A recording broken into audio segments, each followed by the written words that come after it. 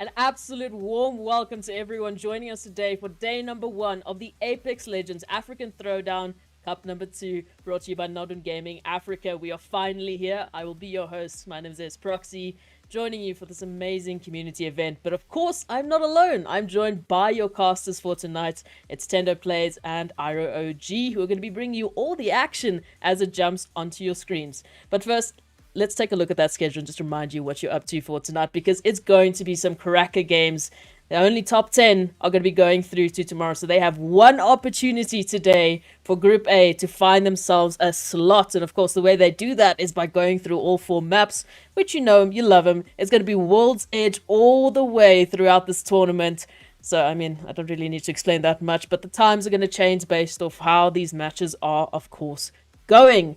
And talking about the maps, let's talk about the prize pool, right? Why are we all here? What are they playing for? It is, of course, to get themselves a share of that juicy, juicy prize pool, which is, of course, a total prize pool of $1,000. Absolutely cracker, with the 4th place taking $100, 3rd place taking $200, 2nd place taking $300, and your champions of the Apex Throwdown Cup number 2 taking $400. Now, the question is, how exactly do they make sure they find themselves a share of that prize pool? And of course, it is by getting themselves as many points as possible by qualifying and getting themselves through to those finals. So let's take a look at the point system to remind you how it's going to work, because it's a little different from Season 1. It's a little different. Of course, the format's also just a little different because we are following ALGS rules. So first place is going to be taking 12 points, 2nd place 9 points, 3rd place 7 points, 4th, 5th, all the way down to 20th. There is a majority of points shared. Unfortunately, 16th to 20th not getting anything, so hopefully not going to be the first team dropping out, at least if you want to be picking up those points. And the big killer is kill points are going to land you 1 point per kill, which of course means if you're a very active team, you're going to be thanking yourself after the end of today, because you're going to be racking up those points with those squad wipes coming through. And that is your format for everyone watching. It's going to be an absolute insane start because we are all so happy to be here. And whew, Tendo, let's talk a little bit about some of the teams we are looking forward to seeing. Of course, it's going to be Group A, so it's a little different. We'll see the standings at the end of the game, but what are some of the teams that you are looking out for today? Yeah, I mean, oh man, Apex Legends, here we are. I think it's going to be a great throwdown coming in through in this first group. I mean, looking to the side over here, there's a lot of heavy hitting names that, have come in and out of competitive Apex in South Africa. A couple, playing in some LGS tournaments as well. So the competition is really great. The representation across the board is also really amazing. So definitely shout out to NODWIN Gaming for getting all these players in the lobby. And I'm talking 2 noobs, 1 controller here. The likes of Vyas coming back, the Grim Reaper of the first NODWIN Throwdown. We all remember him going crazy there. We've got the Innovated squad coming through here. Punx with a new roster as well. So Punx is going to be having a new look. It's going to be interesting to see how they go. Project Rise is also pretty interesting as well. The likes of Daddy Cool. We all know Daddy Cool, fun, exciting streamer in the community. Gotta love him. Will he be coming gold in this one today? I hope so. Maybe we'll see him in this next stage in the semifinals. I think, VYBN as well is looking like a promising bet, but they also have a new roster. So lots of roster changes here and there from the original NODWIN Throwdown. Actually, the funny thing is a lot of people probably don't know that VYBN was the first Royal Esports in the first Throwdown. Then the 2 players left, so now just Alphon is left. So we'll see what Alphon has to put up on the table for his team. What's interesting enough is actually we've had so many roster changes, right? We were talking about this off stream. I mean, one of the simple factors, we're guaranteed brand new winners. DNMK, unfortunately, not going to be in this one. And I know you're sad to see it. I'm sad to see it as well, Tendo. But we still have our main man, Tenshi, in playing for a different org this time around. But that will be tomorrow's conversation. What I wanted to ask Iro today, I mean, we're talking World's Edge only. We're not shuffling maps this time around. It's only World's Edge. So players, they have one map to focus on. And of course, I mean, they should have been focusing on that map in any case, with the competitive seasons coming through and, Season 10 coming in. It's been a pretty familiar map for most players. What are some of the points that you feel make World's Edge such an interesting map to play? Honestly, it brings in that traditional Apex, so this is where most of these players have been competing in for a very long time, and they will utilize what they know best in the map. And when it comes to those rotations, the best POIs to go for, where the loot is best desired, and so forth. So these are generally what we're going to be seeing with these competitors here today as well. That's what we hope to see. That's what we hope to see. And I mean, the loot has definitely been interesting. Obviously, season 10 is coming through. I mean, I'm enjoying the rampage. I don't know about you guys, but that's quite a fun time for me. Tendo, we were talking about meta a little bit off stream. Of course, this is a community cup, so we don't expect, you know, the normal conversations that we talk about, you know, super serious esports metas, the comps, all that they talk about. But Sia is a question mark. Sia is the question mark of season 10. So what are your opinion about whether or not you're going to see it in tonight's games even? I mean, in the entirety of the cup. I mean, especially with the nerf coming through, as you were talking about off camera. What are your thoughts about that one? Yeah, I think Sia was definitely a big menace, you know, for a lot of Apex comps that are happening before this nerf. So it's going to be interesting to see how Sia is going to handle up after this nerf. Obviously, they've taken away the flash, they're taking away the 10% damage points that it does initially. So it's a little less effective in the sense, you know, in terms of just like shaking up your opponent. Now it really just feels like a regular Bloodhound scan with a little bit more information at least. You know, I think his ulti as well, they upped the time up quite a little bit. So he's pretty balanced for the most part right now, but I definitely think, you know, it's going to be a bit of a juggling between either Bloodhound or Sia. I feel like it's just going to depend on what that person is comfortable playing with. Weapon meta is also obviously going to be pretty interesting. I think Apex right now, it's interesting. I think the Rampage came through. I think a lot of people are going to think it's going to be extremely broken, but it's kind of hard to use. You know, you definitely need to be really good with your aim and the timing of those shots. So it's not really a charge rifle, you know, a bow check per se when they first drop, but it's definitely a very heavy hitter. But I think, you know, we'll have to just see. I think weapon meta is definitely going to be a personal preference. I even think legend comp until maybe grand finals is going to be personal preference as well. Yeah, I mean, there's just been such fun things that have happened. I mean, also with like the overloaded loaders attachments. I mean, some of the changes that have come through that. Obviously, some of the changes that come through with our care package. There's a lot of interesting things this season, and I mean, hopefully it's going to continue to surprise us just as these community cups normally do. Again, it's so good, as we've mentioned, to see the just involvement and the overall just appearance of countries that we've seen come through. We've obviously had a few international players come through, and obviously a lot of our African, you know, countries coming through and participating this time around with consoles, you know, being able to join. That's also going to be a talking point I'm going to ask you guys now. But I mean, some of the countries to mention, we've got South Africa, Mauritius, Senegal, Uganda, Kenya, Nigeria, Ghana, Egypt, Namibia, and Madagascar. I mean, those are just a few to name, with our international players as well, which is insane.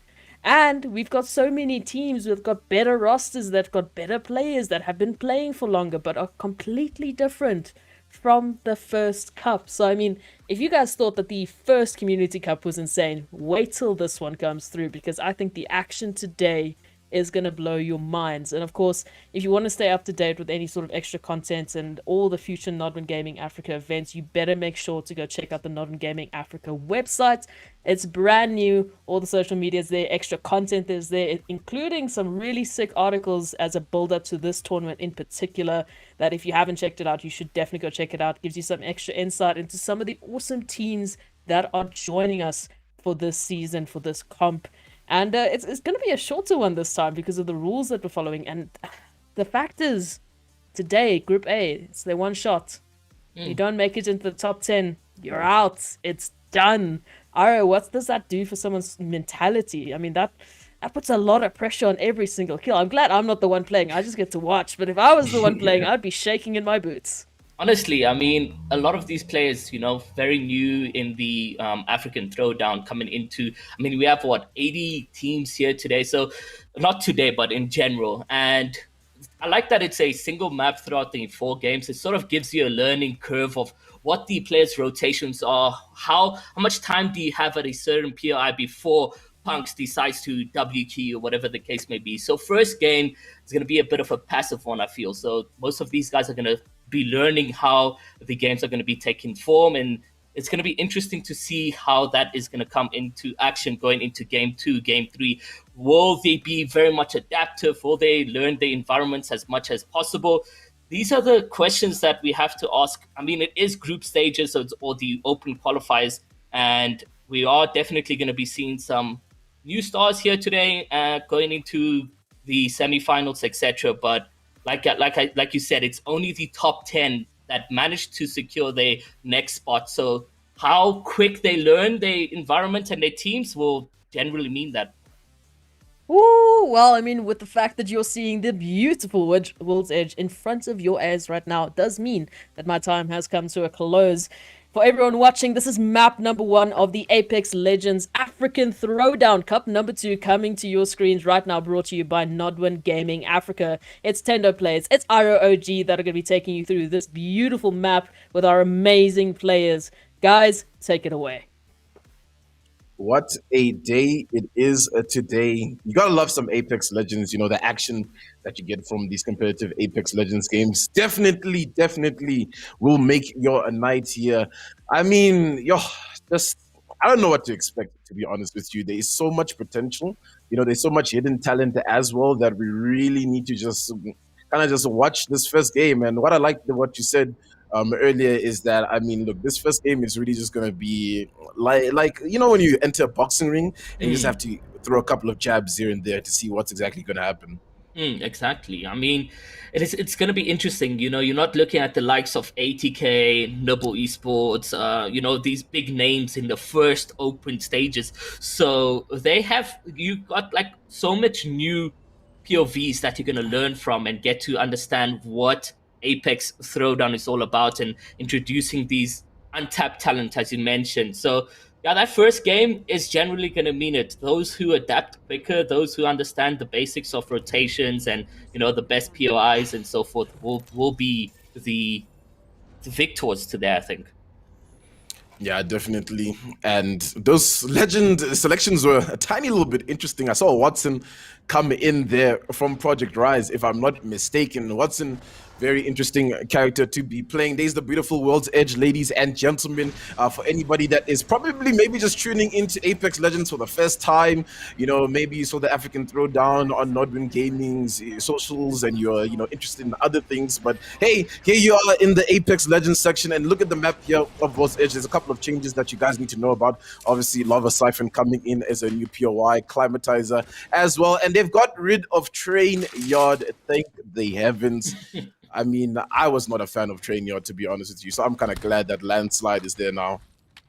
Yeah, we can see the sort of ship go from east to west. What do you think the players here, where do you think most of these players are looking at if you were competing right now? What would be the POI to go to?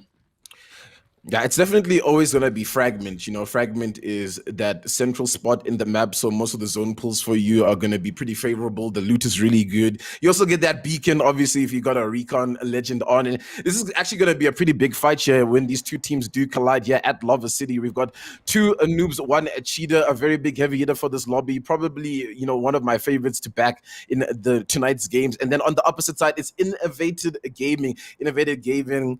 They've been playing a lot of Apex competitive in terms of, you know, the ZA comps here and there. So they're pretty, you know, skilled. They've got some experience to work with as well. So when this fight breaks loose, it's going to be quite an exciting one to probably witness here. Vyaz is probably going to try and initiate that fight in the beginning. Nobody in the epicenter. Pretty interesting to see that happen, but epicenter's loot is definitely, you know, not always the best. Couple nice shots here coming in from Bradley as he's able to connect on his oppositions right now. Via is also getting into a good position there behind. You can see now he's being backed up by his opponents, but this is where it comes down, you know, the off-spawn fighting, the zone rotations in a couple of minutes. You need to push in quickly, but like you've mentioned, Innovative being one of a regular competitor in the Apex scene, it's not going to be an easy one. But you got Viaz here who's has been a competitor and a really well-known one to that matter. Yeah, definitely. It's a bit of a stalemate as things stand, as they just exchange a bit of damage back and forth. I wonder if one team is going to just decide to prioritize the rotation. Cheetah takes a lot of damage and really needs to be careful that Innovated doesn't work. And there is the Rampage laying down that fire. And it's Rampage on both sides here. So for now, the damage is exchanged. Everybody is going to slow things down. I wonder what Innovated's plan is here. They do have the high ground, so they've got a really big advantage. And Oxstar actually does connect for a little bit of damage as well.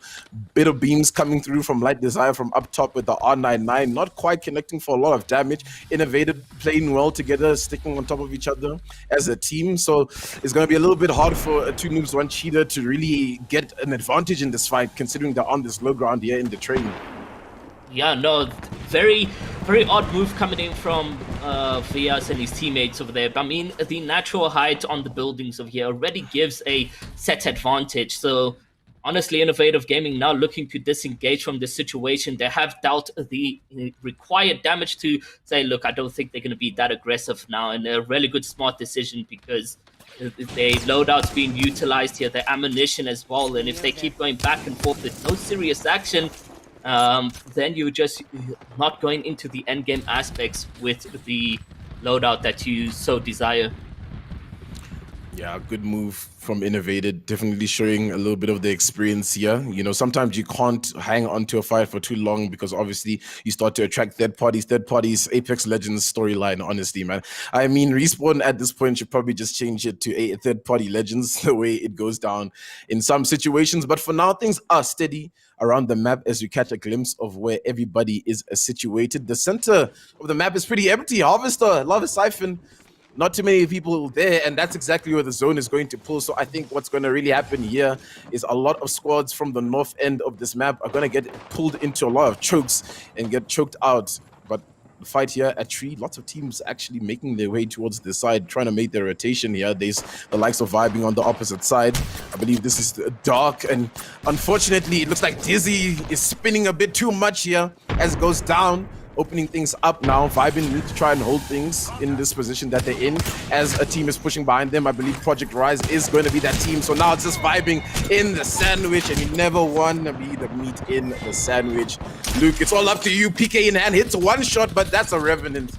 And you ain't really doing any damage onto that team. It is actually the Darkest Night that is on this side of the map and pushing onto the team here. And VYBN's alive just for a little bit.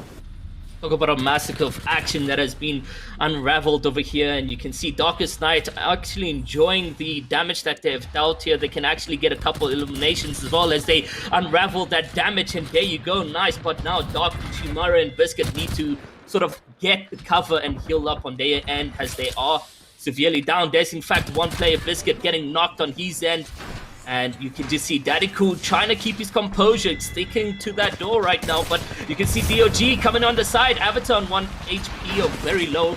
And Chimera now getting the raveled and doesn't look too good as Daddy Cool manages to knock the opposition over there. And there's a hit in the sky as he tries to disengage, but it's not going to be enough for himself as he gets eliminated. And Darkest Night actually getting a bitten at their own hand, getting into that third-party environment, and no, that they're going to get wiped out and sent back to the lobby to reponder what they can do better in these situations.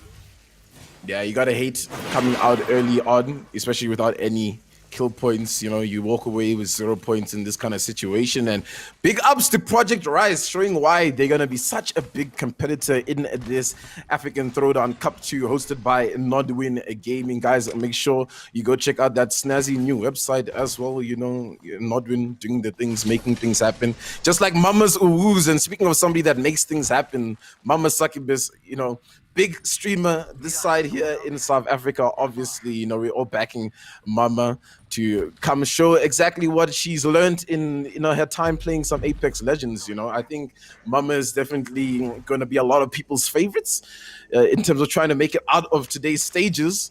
Quarterfinals starting to heat up as the zone is pulling in. Look how many squads are caught on the outside of the zone, though. It's going to be really tough once they start to get in towards that center of the zone.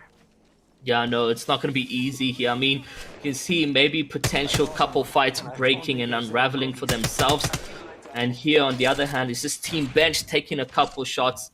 But it's just that moment of time here, Kendo, where we will see this action going by and who has the best position, who's made the plays to get those eliminations and just become the champions here for game number 1. Definitely, as things are steadying down on this south side of the map here at Lava City. Two Noobs, One Cheetah have held their ground for a while. They've got that beacon scan, so they've got all the information that they really need. Interesting to see Vyaz playing a Fuse. All right, cool. Maybe Fuse is meta, and we don't know. Maybe, you know, Vyaz, the Grim Reaper of the first African Throwdown, is 5-head in this situation. I mean, Fuse is pretty fun to play. I mean, I don't know if you've gotten a chance to play Fuse, but definitely I think his utility is really good here and there. The knuckle cluster especially, and the ability to, you know, hold extra nades is really good for the team at the end of the day. I just feel like his ultimate ability definitely is a little bit lackluster, and that's probably why so many people dislike Fuse so much.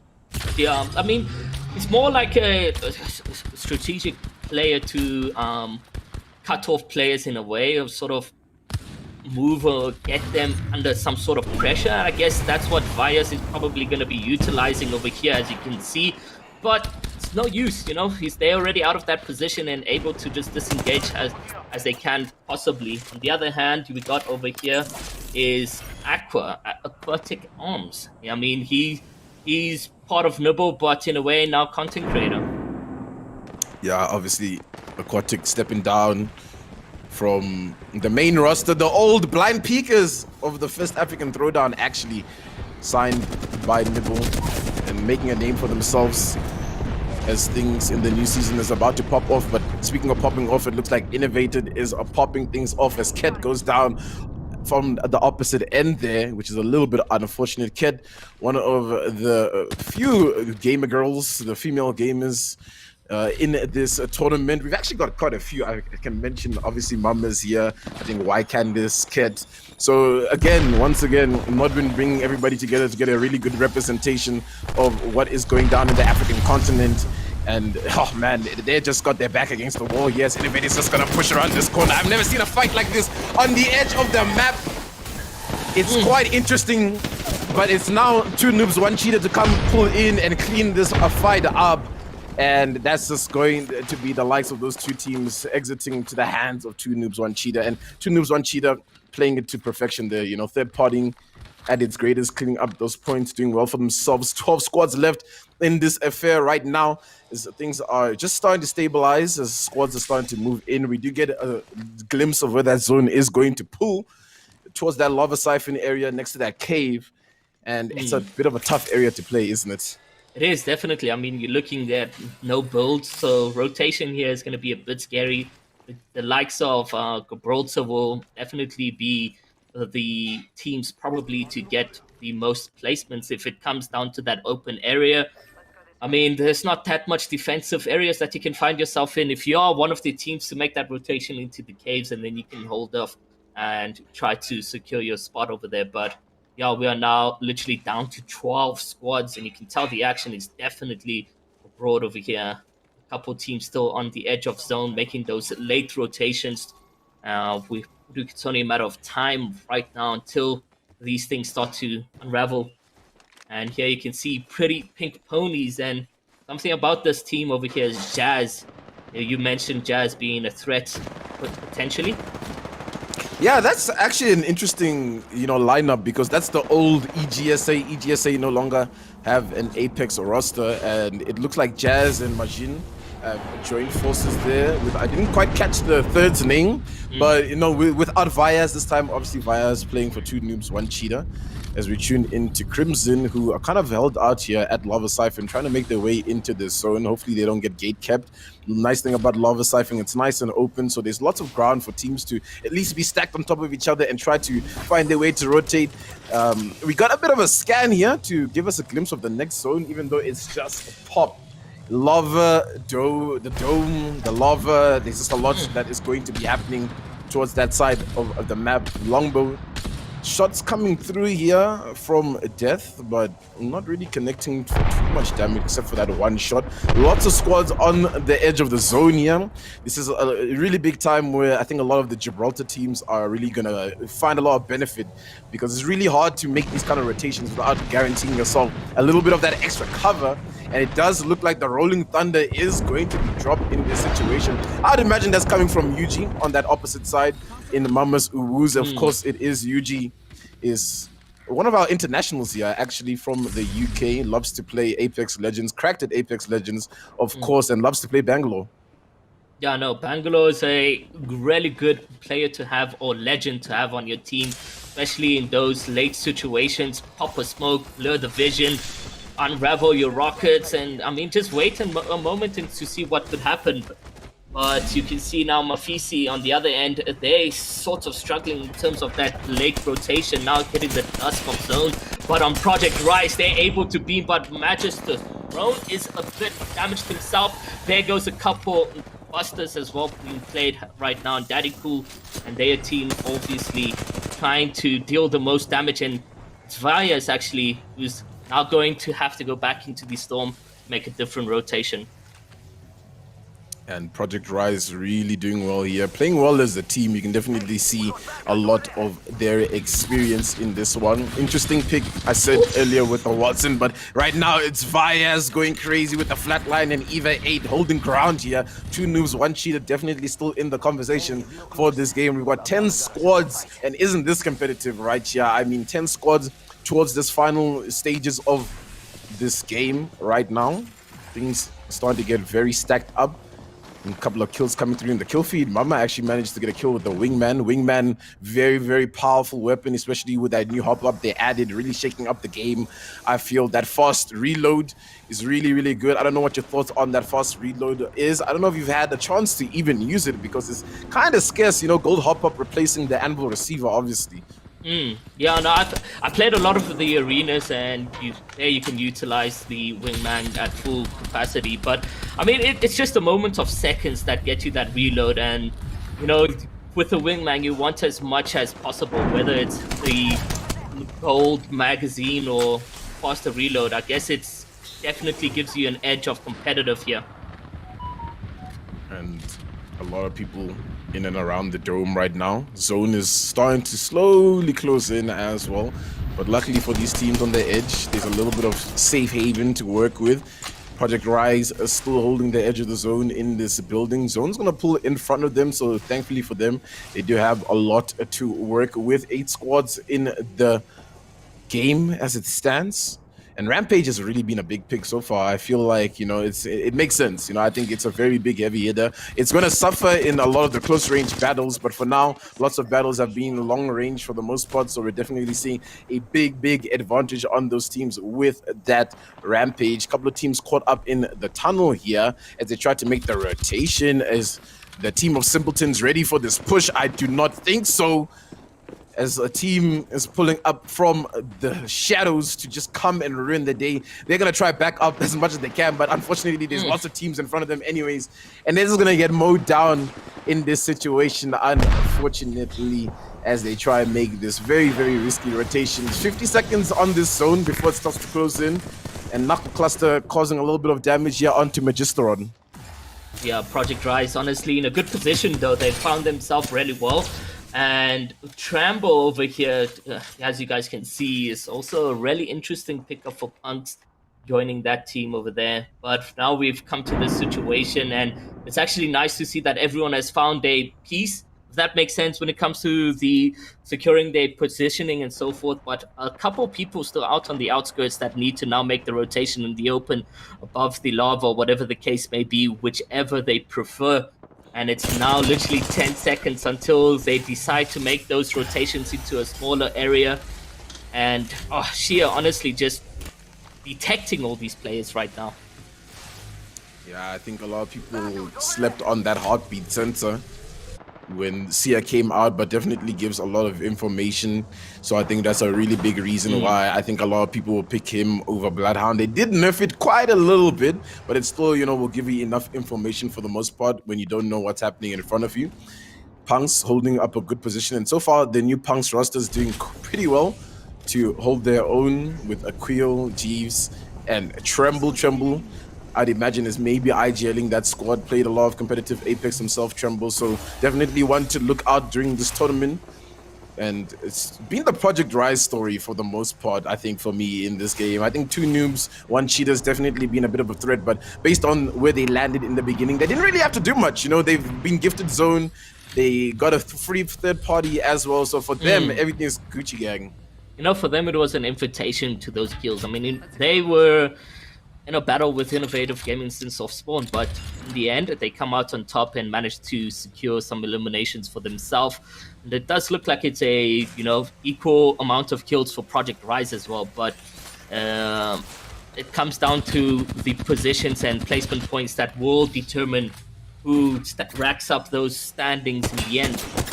And it's just a couple shots back and forth, trying to utilize. But here we got some action for you guys. As we can see, Norway taking a lot of damage with that knuckle cluster. He's going to get knocked and he's going to get into a tough position. And just like that, we're witnessing some massacre of damage and unraveling. And there goes a revive with the player that I mentioned will be very key in the end games. And that is definitely going to help them out, bring those numbers back up. But Army Nigeria and his teammates now pushed up against the zone.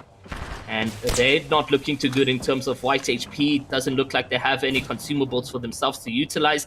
Will the rotation over here on the right side be for them? And it does look like it definitely works out as they get out of that Seer situation. But Nimas, he's very low on HP. Nigerian now taking out quite a damage on his end. And 2 noobs, 1 cheater, obviously getting in all the damage required over there.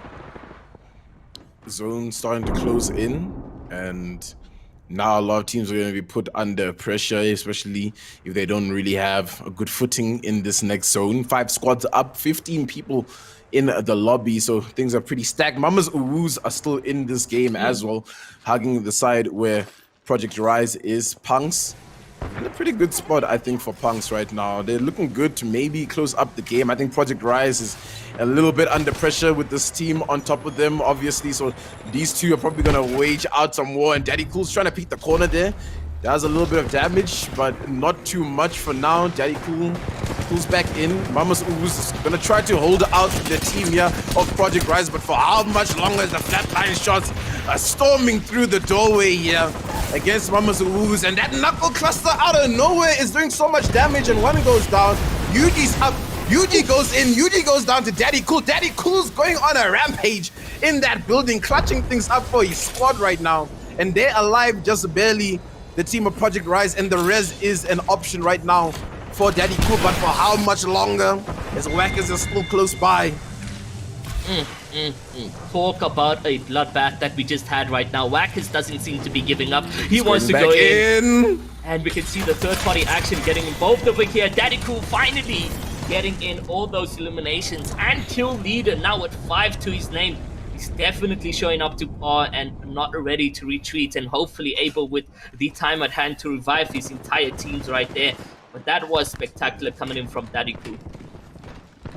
Really great play from Daddy Cool. So Watson fences, man. You know, you're sleeping on Watson, ladies and gentlemen. If that isn't enough for you, Daddy Cool has just done it for us here. He's shown us exactly the power of what Watson can do. We got 4 squads still up in this zone, and it's going to be the closing zone pretty soon here, as things start to actually close up as I say that. And the shots from Magisteron with the rampage, just doing a massacre of damage, as you like to say.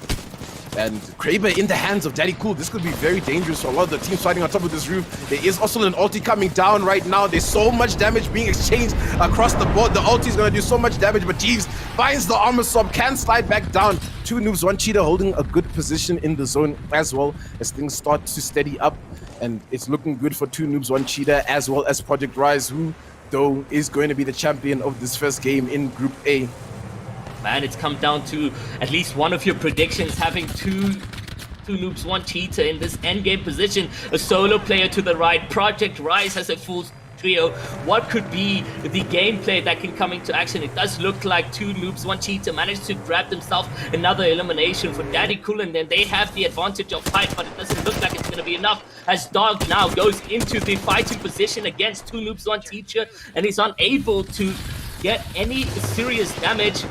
And now there goes the last moments as they fight between these 2 boxers. And there's Bradley with the pickup on his end. And it does look like 2 noobs, 1 cheater is going to be the champion of game number 1. Wow. And I mean, I think that's just gun skill winning the fight there, you know.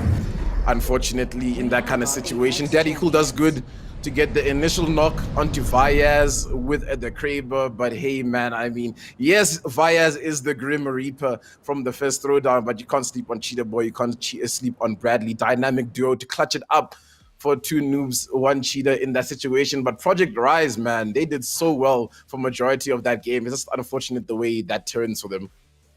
Yeah, I mean, Daddy Cool, he's making the comeback, right? He's back in Cup number 2, really doing good with the team.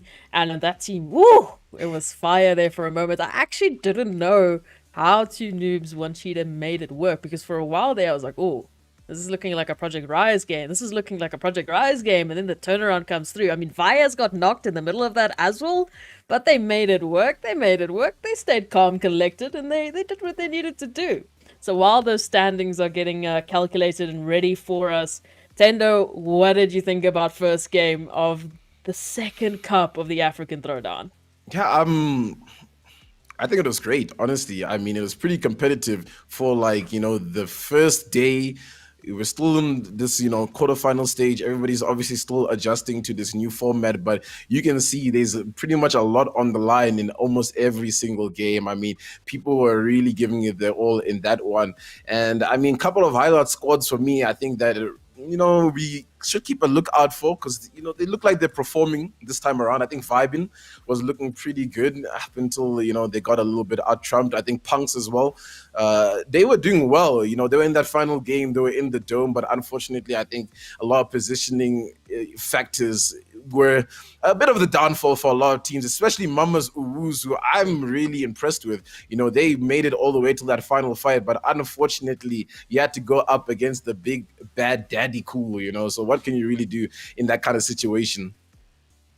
It was tough. It was tough for a lot of teams making those rotations in, and you could see a few of them, unfortunately, as you mentioned, I mean, positioning, they just did not have luck on their side, unfortunately, taking fights in very open angles, having to push to find some sort of safety from zone, especially. It forces a lot of decisions there towards the end, which, unfortunately, for a lot of teams, is their downfall, and this time around it did happen, but 2 noobs, 1 cheetah are going to be very happy with that being the first map. Of course, just to remind you of who are watching today, it's Group A that has 1 shot, 1 day to get into the top 10 to qualify for semis. Only 1 day of games for Group A, as it is for every other group, and they have to make it into the top 10. So, I mean, it's a margin. They have 10 spots that they can potentially grab, but it's very competitive, and I think that's where it really helps that it's only 1 map, because you know the map, you can get used to your drop spots, you can get used to your rotations, maybe your pathing that you've already worked out.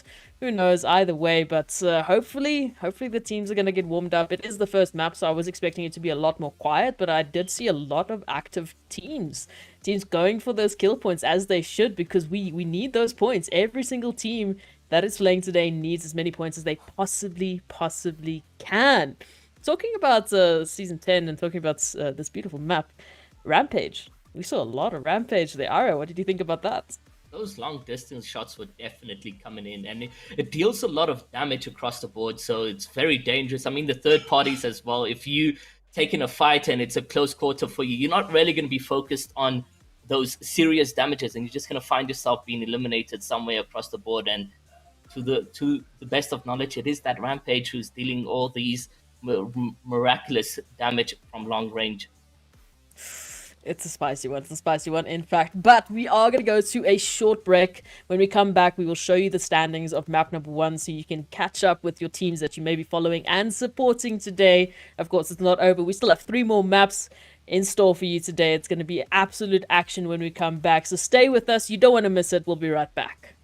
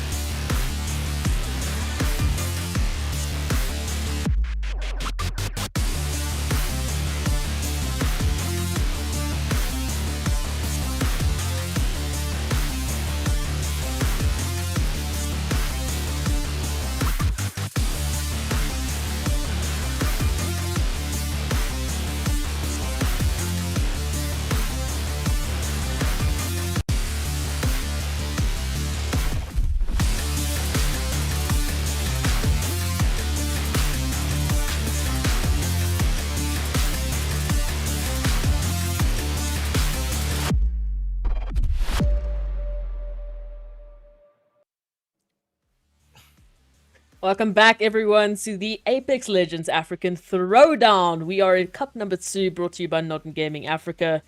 It's been a spicy one. We had our first map go down, and ultimately that W went to 2 noobs, 1 cheater. But of course, we have to check out the standings, because kill points make a big difference. Let's take a look at them as they stand at the moment. And of course, you've got 2 noobs, 1 cheater leading the pack with 24 points. Project Rise coming in second place there with 18 points, thanks to those 9 kill points. Punx coming through with 14 in third place. Crimson Syndicate making an appearance in fourth place with 10. Mamas Uwoos coming through in fifth place with 8 points. Primordials with 6 points. Simpletons, FindtheBASEMENT, and PrettyPinkPonies with Mafisi are currently your top 10. Now remember, only the top 10 go through to the next phase. So you want to be in those top 10 listings. That's where you want to be at the moment. So for everyone that's not currently in top 10, they need to seriously get some points in the upcoming matches. Alongside our standings, let's take a look at our MVP for map number 1. Who's it going to be? Oh, it's going to be none other than John Wick himself. Tendo, take us through this one.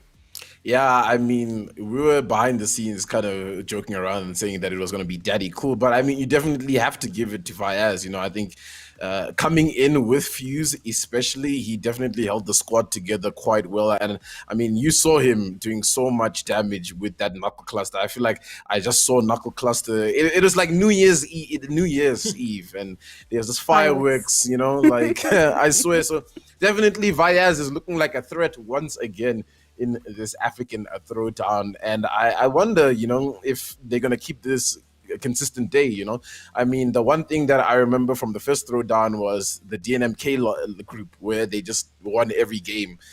I don't think we're gonna see anything similar to that. I think, you know, the other teams are a bit too, you know, caught up a bit on the same level with where, you know, the lobby is. So it's definitely going to be difficult to get those back-to-back wins tonight.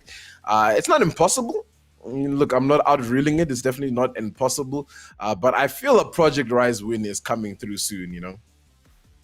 That's the thing is, I mean, in these group stages, we could be looking for, you know, those back-to-back wins, especially from the teams that may have more competitive experience than the rest. They might be looking in the group stages to get those back-to-back wins. But I agree with you. I think overall, if you look at the rest of the group, we have a lot of competitive teams. We have a lot of teams with, I mean, players from the previous season that we know for a fact did absolutely fantastically.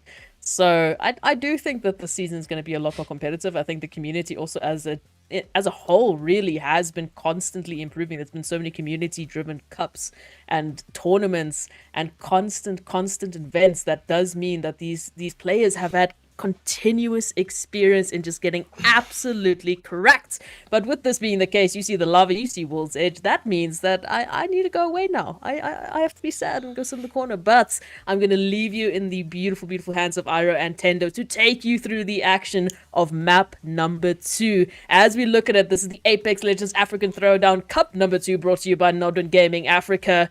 Tendo and Iro, you guys know what to do. Take it away.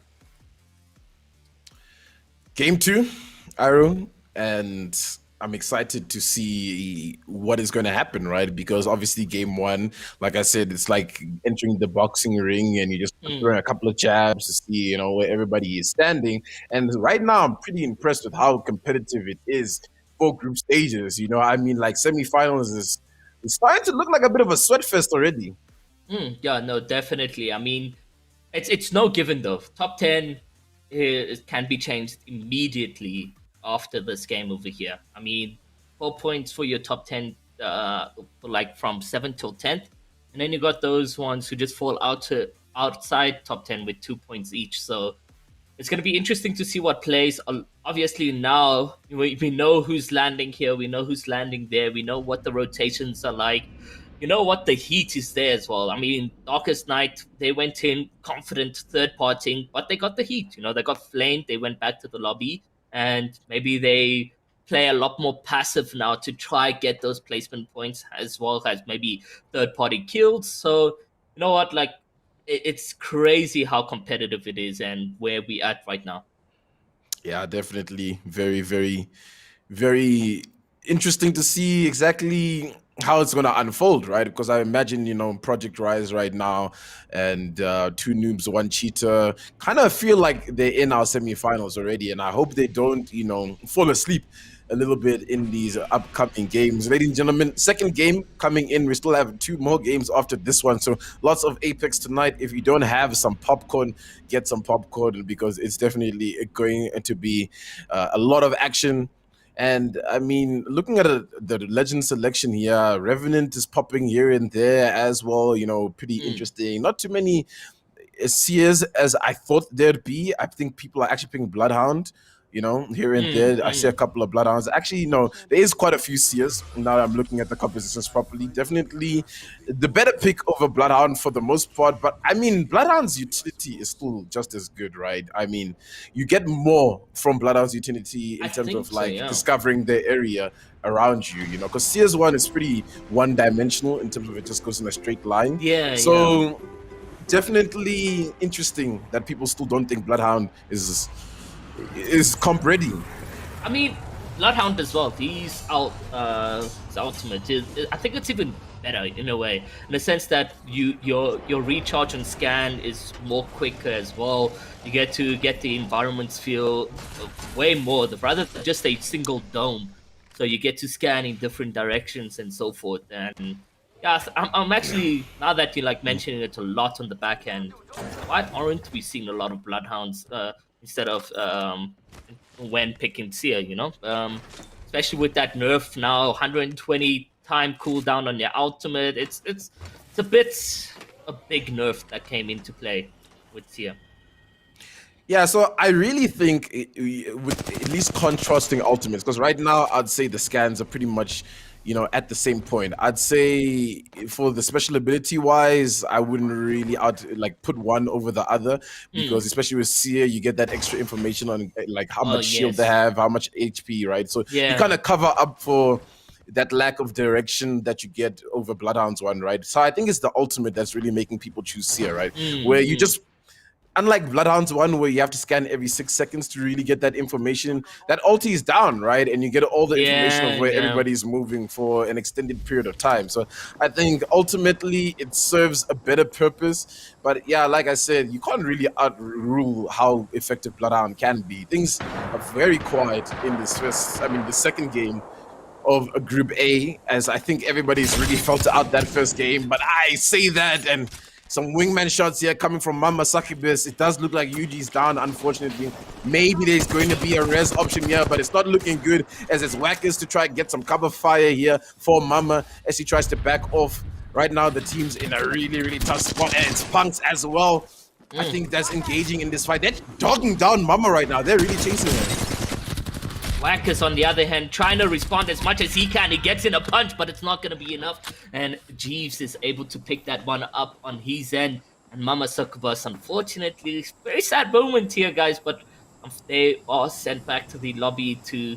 You know what? They still could go to the next rounds. I can guarantee you that.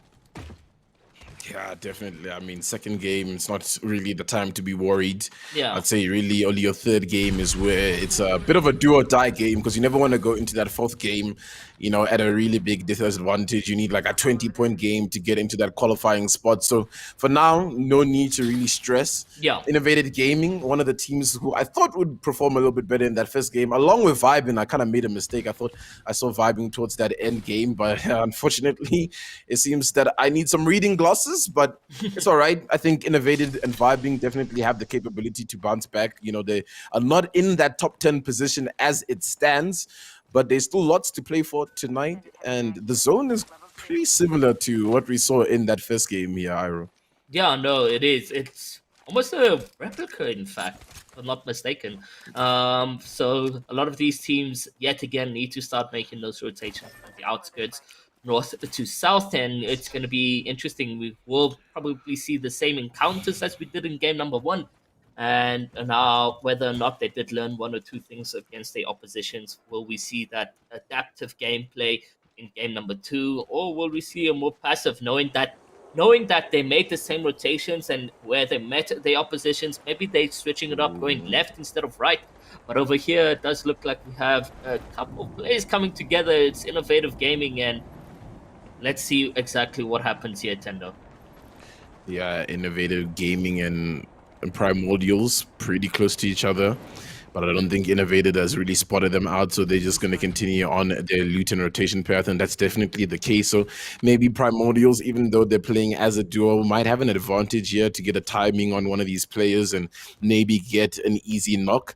But it does look like Innovated does spot out quite in like the far distance a team rotating. And I wonder what their thought is in terms of going for that fight right now. Yeah, another thing is it looked like Primordials actually came into the game as a duo, so they obviously not going to be too aggressive, crouch here and there, stay quiet and move left, right and center. And yeah, and you got also here Zulu Machine Gun. I think that is Sekwele's team. They're also looking very tough as corny carry. Hopefully going to be the carry in the placement points over here for the team going forth. But yeah, I mean, we got a whole lot of new like teams and players and so forth coming into the aspects of the Africans Throwdown Cup 2. Do you think like any story moments, however?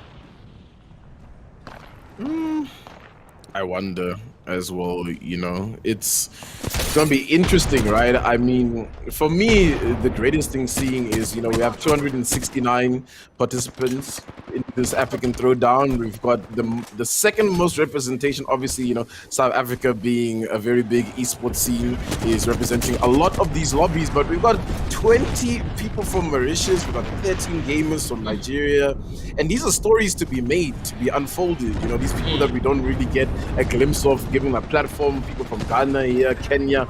But right now, speaking of what can happen, it does look like Innovated Gaming's in a bit of an engagement here. The domes are down.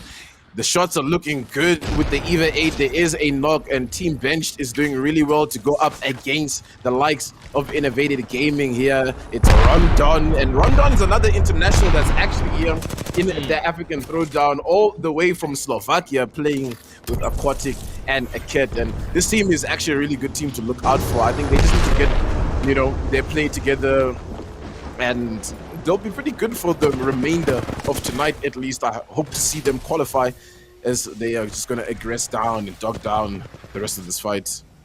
Honestly, it's those kill points that matters the most, the early stages going into the end games. I mean, you want to get that confidence boost. You can definitely see Team Benched on a more aggressive now, and there goes the scan. Unfortunately, I don't think Team Benched now taking a lot of damage, actually. Rondek is looking to heal. And yeah, but now the zone also is taking quite a bit, but it's the first zone rotation, so not too much damage to that white health. There goes the shield down, and hopefully he's able to disengage. Innovative Gaming still in the same position over here. Just a couple seconds on that scanner to get the exact locations, but they go left and right to sort of corner Haze and Light Desire. Now you can see that action unravel right there, and you can see Rondek is able to deal a significant amount of damage on Haze, and now left alone as a solo is Light Desires, as he's gonna get beamed from the back, and that's broken shield. It does look like Innovative Gaming unfortunately finding themselves in not the lightest moment, but unfortunately the hardest off-spawn situations, just like they did in game on number 1. But he's able to disengage and run off into the mist and away from Team Benched over there, and maybe that could potentially be a story for Light Desires, as he's maybe able to grab some placement points, if not found, in this rotation over here.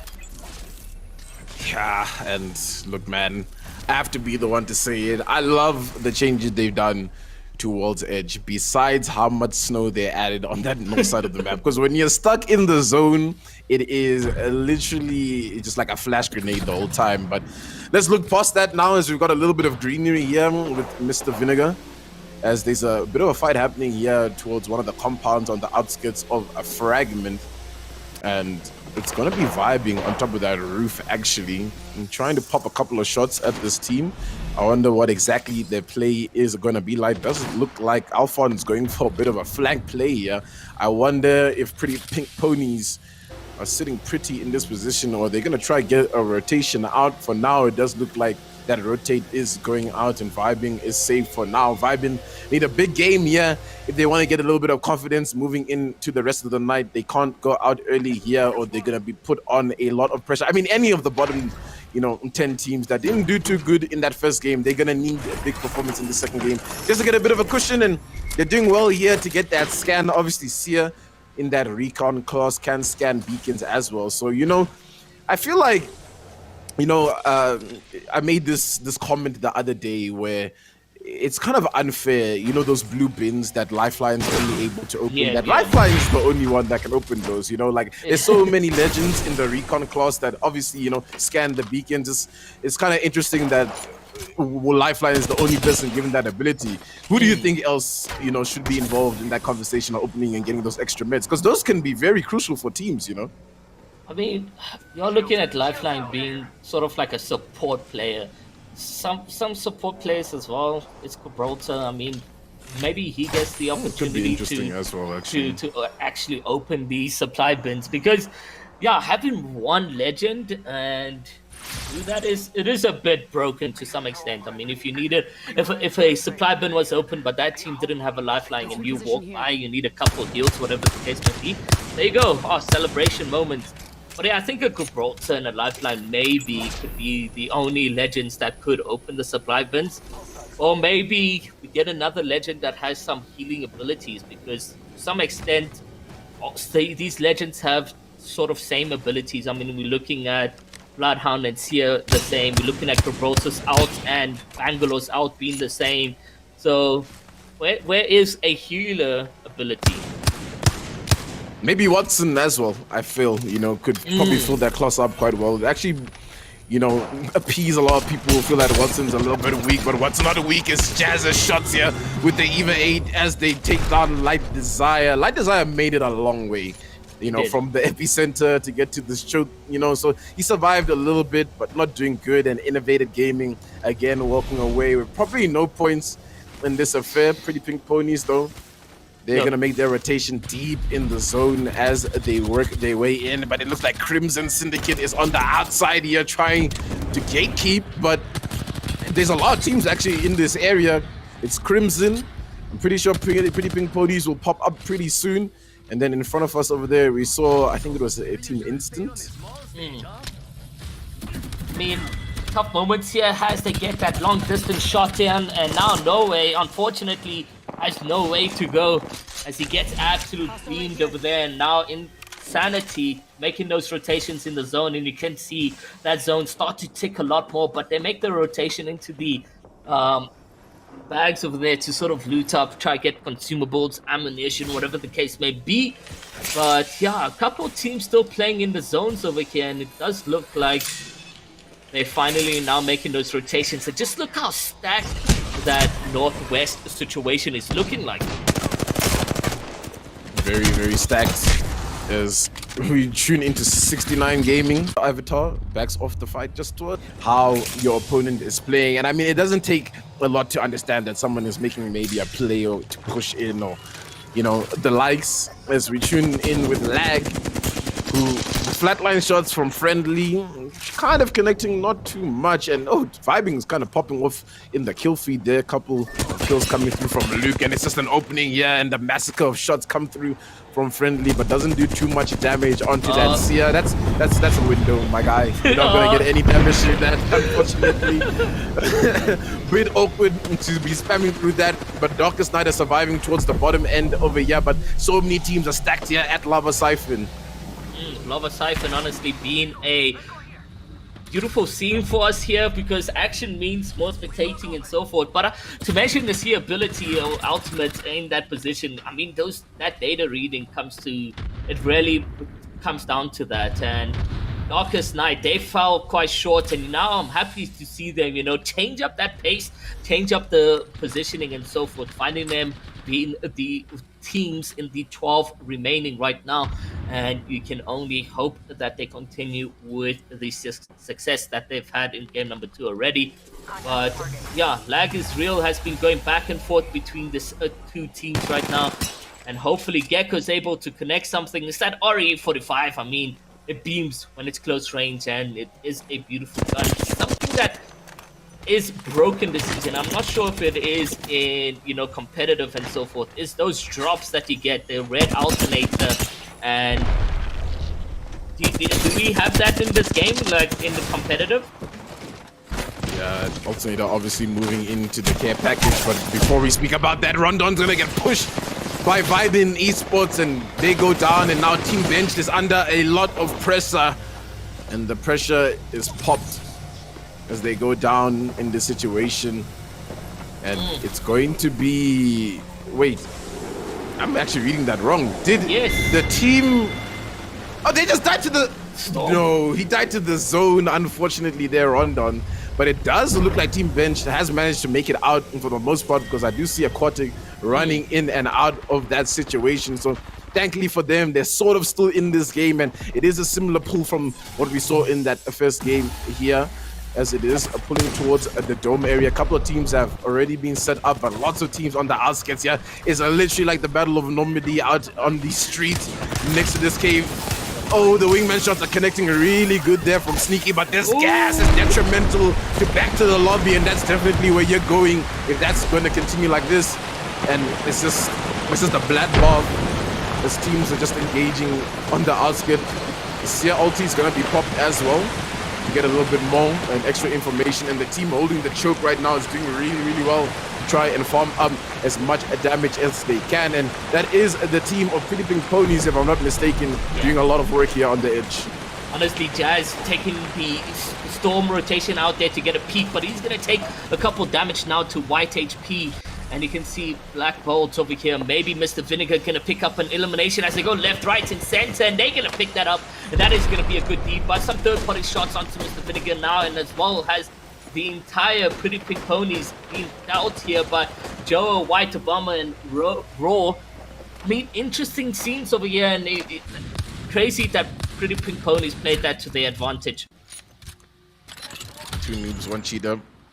Probably gifted zone again. I wouldn't imagine they changed their lava city drop, and they've pretty much been gifted of what is happening here. Vias still on the field as well, so gonna be causing a lot of trouble in a lot of these games. Mafisi on the outskirts here at the dome. They're not quite in the zone. They need to work their way in, but that gas is really gonna be helping them out quite a bit. And back to the alternator. I haven't forgotten.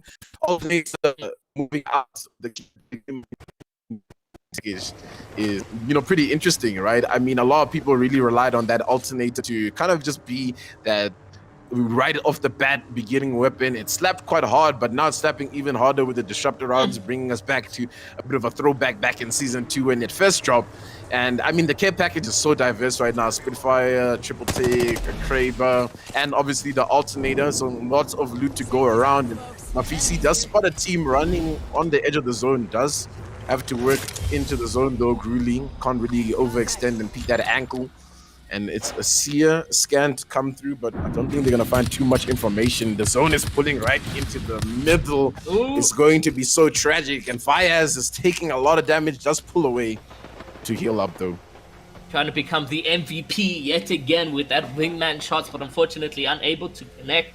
But it does look like he's managed to heal up, and we do got an interesting play going to hand over here. Daddy Cool alive still. Via is here. Maybe we do get a rematch of game number 1 and a victory going into the team of Daddy Cool. I mean, you did want that to happen. You did want Daddy Cool to pick up game number 2, maybe?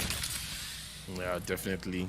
As you know, I mean, it's just, if you follow the story of Daddy Cool, he's kind of never had his moment in the spotlight. You know, he's a very big, pivotal community member, you know, definitely. But he loves to play competitive, and he's really cracked, man. I mean, one of the best Mirages out there. You know, definitely not playing Mirage in this situation, because, I mean, Mirage isn't really too much of a competitive legend. But maybe, you know, this is Daddy Cool's tournament to be in that spotlight. But you can't count out 2 noobs, 1 cheater.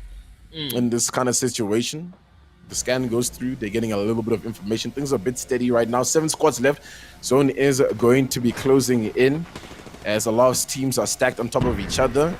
PrettyPinkPonies is actually right on top of Project Rise, and Project Rise in a similar situation to when they fought Mamas Who's in that first game. A couple of shots being shot through the window to try to do a little bit of damage, but Project Rise isn't giving the team of PrettyPinkPonies too much to work with. Yeah, I mean, honestly, Project Rise know how to use these tunnels, but it does look like a little bit of third parties as well coming into play by the likes of Two Noobs, One Cheetah, as Vias is actually going to be taken down right now, and maybe they can get the revive. Dog, on the other hand, is able to absolutely deliberate some damage over here. Now he's going to be broken and he needs the time to heal up. He pops that speed booster with Octane, and there you go. Is that the entire Project Rise team taken out? They actually took out the team of PrettyPinkPonies, so they go down. Vyaz is dead to the ring as well, so I'm actually wondering if they are out in this situation. We'll have to just catch a glimpse. So it's looking good, just as good as these rampage shots, and Magisteron is definitely one of those gamers that knew this was going to be his weapon as soon as it came out. And now Project Rise doing well once again to just hold some ground and just dominate this end game. You know, I think they're really dictating the pace of what's happening outside in front of them right now. And without much information, unfortunately, obviously, you know, being inside, it can do that. But look, Cheetah and Bradley are still up, similar position to where they won that final game. They're getting Vyaz back. It's a res in the final zone. Oh my goodness. Oh what? No. What a ballsy move coming in from a Two Noobs, One Cheetah as they go in for that late revive. What loot can you possibly have as a solo now? I mean, Vyaz, his shield is going to be wide. I mean, it does add a third player to it. Maybe he becomes the bait when it comes to the end game situation, but very ballsy from Two Noobs, One Cheetah. Project Rise, however, on their end is looking very much solid, but Doggone, he's going to get taken down. Maybe the revive. No, the Narco Buster is also going to get taken over there.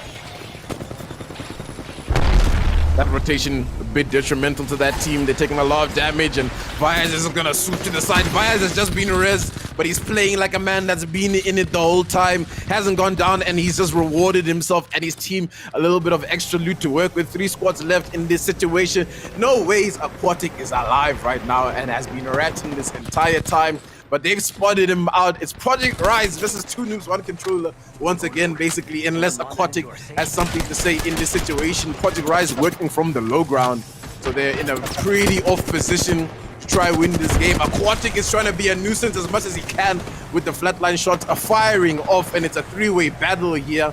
But it's not 3 people up on each team. There is this solo who is a nuisance behind that replicator for how much longer as he's about to go down. Aquatic is still alive somehow, but it's Project Rise to push in. And Daddy Cool's so low on HP. Two Noobs, One Cheetah have so much HP to work with. Is this going to be a back-to-back win? Vyaz is climbing over the top. And it's just going to be a clean swoop here for Two Noobs, One Cheetah. Talk about a massive ballsy move going into that end game to a sort of rematch of game number 1, but still spectacular and champion worthy. Two Noobs, One Cheetah. Amazing scenes that we're getting from this team right now.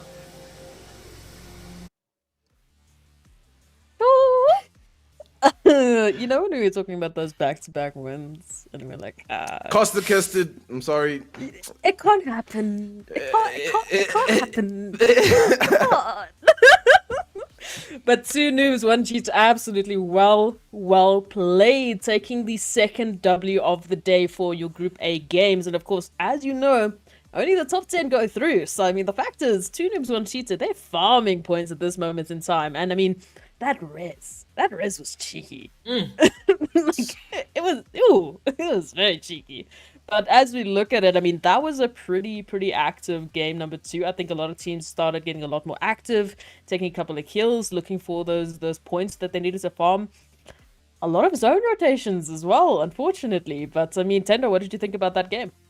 Yeah, you know, I think a lot of teams in this lobby definitely need to learn that end game is where you win points, you know, and you definitely can see a lot of teams just fighting on the outskirts. You know, one that comes to mind is Team Benched, you know, against Innovated. They just hold on to that fight for so long and they end up just getting trapped in the zone, but somehow Aquatic survives until the very end.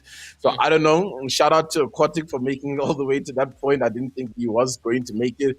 But at the end of the day, I think the teams that had the better positioning end up winning, you know, the day. The likes of the Project Rise, you know, 2 noobs, 1 cheater do it again. And maybe they're gifted these zones, those 2 teams, you know, they don't have too long to rotate to get to that end game. Maybe we'll see a switch up in this third game, or we'll see a different team, you know, come up to the top because they get, you know, an advantage with the zone. And I mean, look, it's a very big talking point in Apex Legends, actually, if you guys didn't know. A lot of the time on specific days, you know, specific weeks, the zone likes to pull in one area a lot of the time, right? In some of these games, and that's what happens. I'm sure you guys noticed that in some of your, you know, your pub games, that like, why do I keep getting the same zones every single day? Sometimes some teams are lucky like that. Sometimes it is. Sometimes it is. And I mean, working it out there, it really looked good for them, especially giving them that space to get that res coming through. I mean, Aquatic making those rotations, it has to be the gamer chair. I was gonna say that. It's the gamer chair. You stole the words out of my mouth. I was like, oh, well, am I talking? Yeah, no, amazing scenes from Aquatic. I mean, 3rd place for himself, definitely carrying placement points for the team, and that's definitely going to carry on into game number 3. Well, before we take a look at anything else, let's just take a look at our MVP for game number 2. Because it's ready, and we want to know who is the absolute champion that came through, and it is Daddy Cool himself. So, look, they didn't get the win, but at least let's give a shout out to the absolute beautiful Watson plays coming through from this man right here. Ario, take us through it. I mean, Daddy Cool, what can I say? He's been cool this entire African Throwdown. He grabs himself 1 elimination, but that damage though, 1,845. He's definitely dealing and third-partying quite the much. I mean, we have to blame his teammates for probably stealing those eliminations from him. Look, he's doing the damage. He's doing the damage. He's providing the shields. Really, really just absolute cracked player for his team. Whew! I mean, Zenda, what did you think? Really, just the performances coming through. I'm very, very impressed with the community that we have here. Yeah, definitely putting out a show for everybody in the stream. And I mean, shout out to everybody in the stream. I mean, the support is absolutely through the roof tonight, you know, and I hope the support continues all the way through. And the performances so far have definitely been, I hope someone's making a highlight reel, you know, because there's a couple of clutch moments where I'm just like, there's no ways that just happened in this kind of situation. I mean, how does, you know, 2 noobs, 1 cheater manage to just come out of that, you know, situation where there's a lot of squads stacked on top of each other? Somehow Bradley and Cheetah find a nook in a cranny. They have a mobile res. It's like it's biblical at this point. It's like it's scripted. So you had the smallest box that they could have found, but they did it. They made it work. Yeah, it's really it's so good to see, and you can see the confidence in some of these players, even in teams that were just made. They really look confident, and they really look just well structured, really. I mean, you can see they have those pathings, they know where they want to drop, they have a plan in mind. Which, I mean, for some of the teams that were just basically made recently for this tournament, or what have you, maybe a month old, however old it is, they're really doing well. And again, it's what I was talking about. We have so many community events that we've been seeing this community slowly but surely just constantly getting better and better and better, which is what we love to see. All right, I'm going to go to you. What were some of the standout moments there of match number 2 while we wait for the standings? I mean, you had to admire the fact that some of these teams that had died of spawn managed to make their way into the end games and so forth. I think, is this the standings that we're looking at right now? Yes, it is. Ooh, okay. Yes, it is. So take us through it, Ara. So 2 noobs, 1 cheater coming in first place with 21 points, but 9 kills to the name. Team Benched working a lot on their end, 8 kills, 15 points to the name. Project Rise coming in 3rd in the standings, but finished 2nd. They have 14 points. Insanity on 10, VYBN on 9, PrettyPinkPonies on 9, Mafisi on 6, Punx on 5, and Pit Boys on 5 as well. 10th is it. Lag is real with those 4 points over there. Woo, woo, woo. Now, of course, the overall standings looking a little bit different, but we'll take a look at the overall standings at the end of today's matches. So, for the time being, we're just looking at it match by match. And as it looks, I mean, we've already seen Two Noobs One Cheater at the top of the leaderboard twice in a row, with a very similar score line this time around. I mean, they've been picking up 20 points here, 20 points there. So they're very easily leading the pack at the moment. And I think for the rest of the teams, obviously, again, if you're not getting in those top 10 placements, you're done, you're dusted. So there's a lot of pressure as we go to the halfway point. These teams now know they need to really, really pull up their socks and get some serious points if they want to secure themselves a spot for the next phase. But that's enough talking for now. We're going to go to a short break. Stay with us, though. There's still a lot of action coming your way. We're only halfway done. We're only halfway there. Still 2 more maps for Group A to get themselves a slot. Stay with us. The action's right around the corner.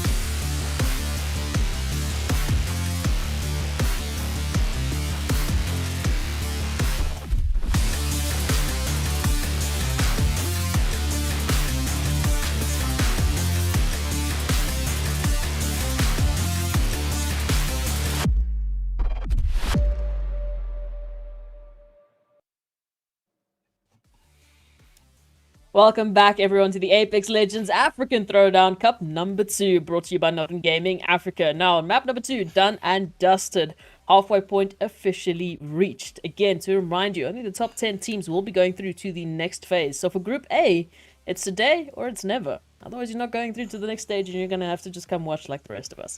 But looking at it, we had some cracked games going through. And of course, just to remind you, the overall leaderboard, how the entirety of today's matches has basically gone, and the results thereof will be shown towards the end of the stream. In the meantime, we're just going to show you match by match, go through it play by play, and then we'll all react at the end together. Very shocked, very surprised. It will be great. But match number 2, quite crazy things did happen indeed. I mean, Tendo, give us a few highlights of match number 2 for you.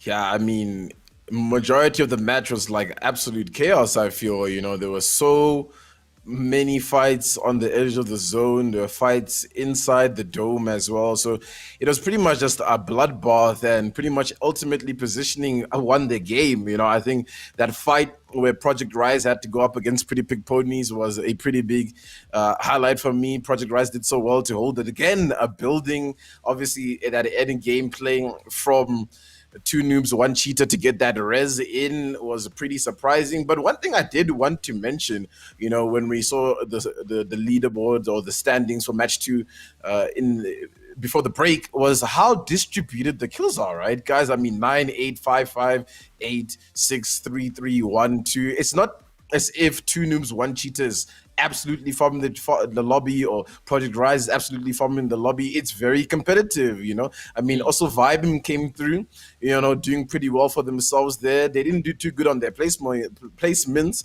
but they got lots of kills along their way there. So I think kill-wise, lots of competition there.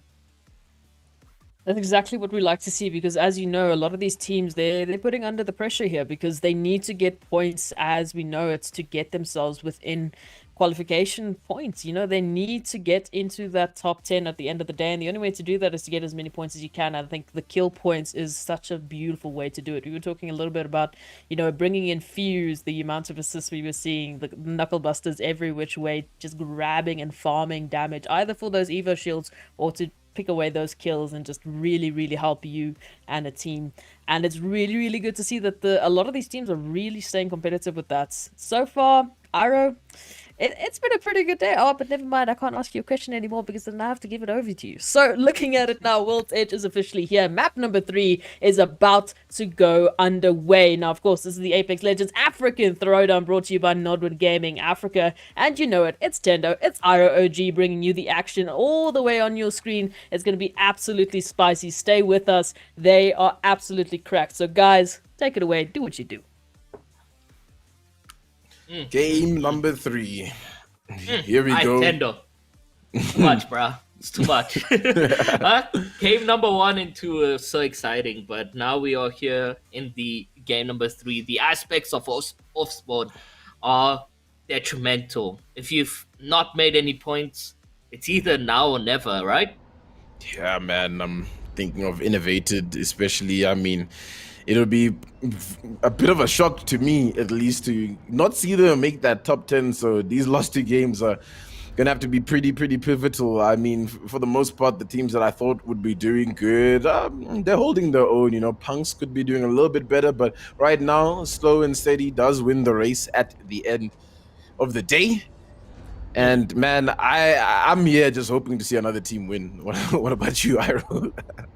No, definitely. I mean, 2 noobs, 1 cheater somehow worked that system. I mean, the RNG has been on their hands. I mean, they always getting the zones, and you know, and that, like you mentioned, that plays a very high key role because they don't need to rotate and get themselves into trouble. They don't need to fight so much off spawn mid game. They just need to sit dogs, wait for that zone to keep shrinking and make their way into that zone. So, you know, 2 noobs, 1 cheater somehow have made luck for themselves, and it's worked out in the end. They played out smart, and even if they at a disadvantage, they go in for the ballsy moves, get that revive, the res on the players and so forth.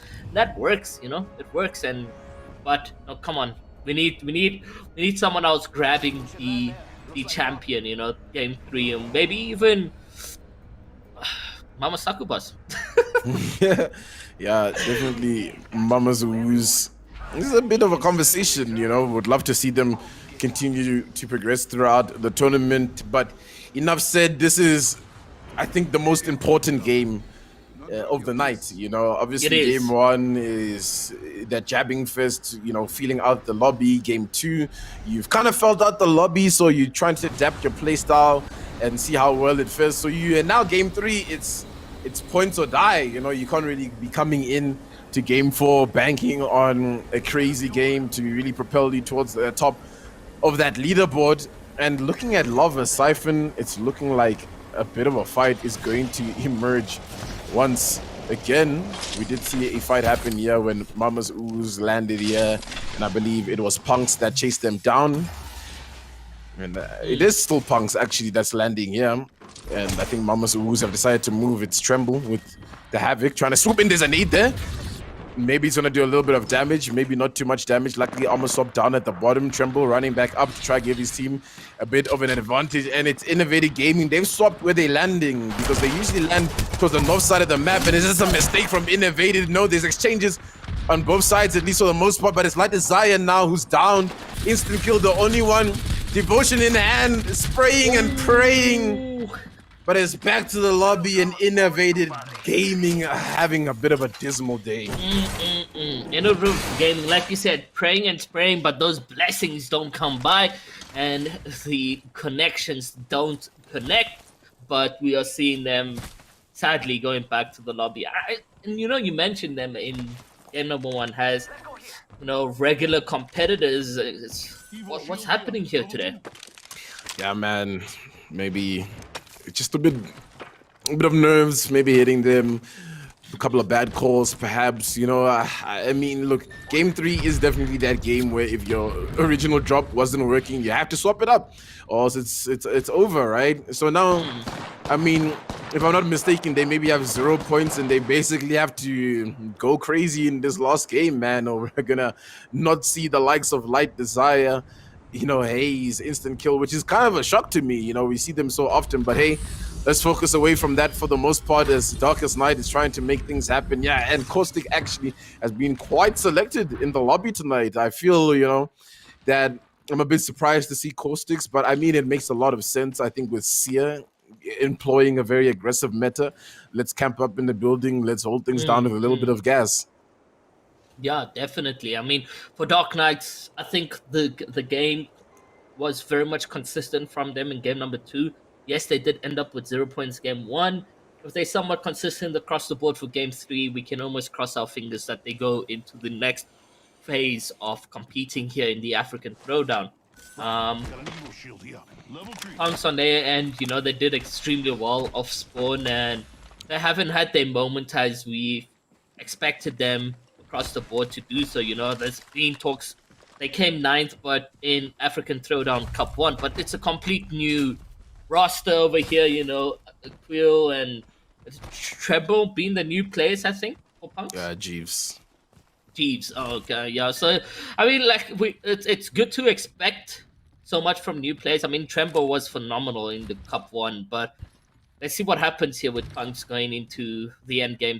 I think safe to say that they've already gone through. Hopefully, no commentator curse on that one over there. I mean, we've been doing a bit much, Tendo, you know, calling and cursing these guys over here, but it's only coming down to Oswan Mamu, who was looking very well. They still seem to be alive. You can see them in the skirts over there on the right side, and yeah, let's see action unfold over here between Turbo and the oppositions as beams and knocks get into play right now. They place down and throw in those grenades.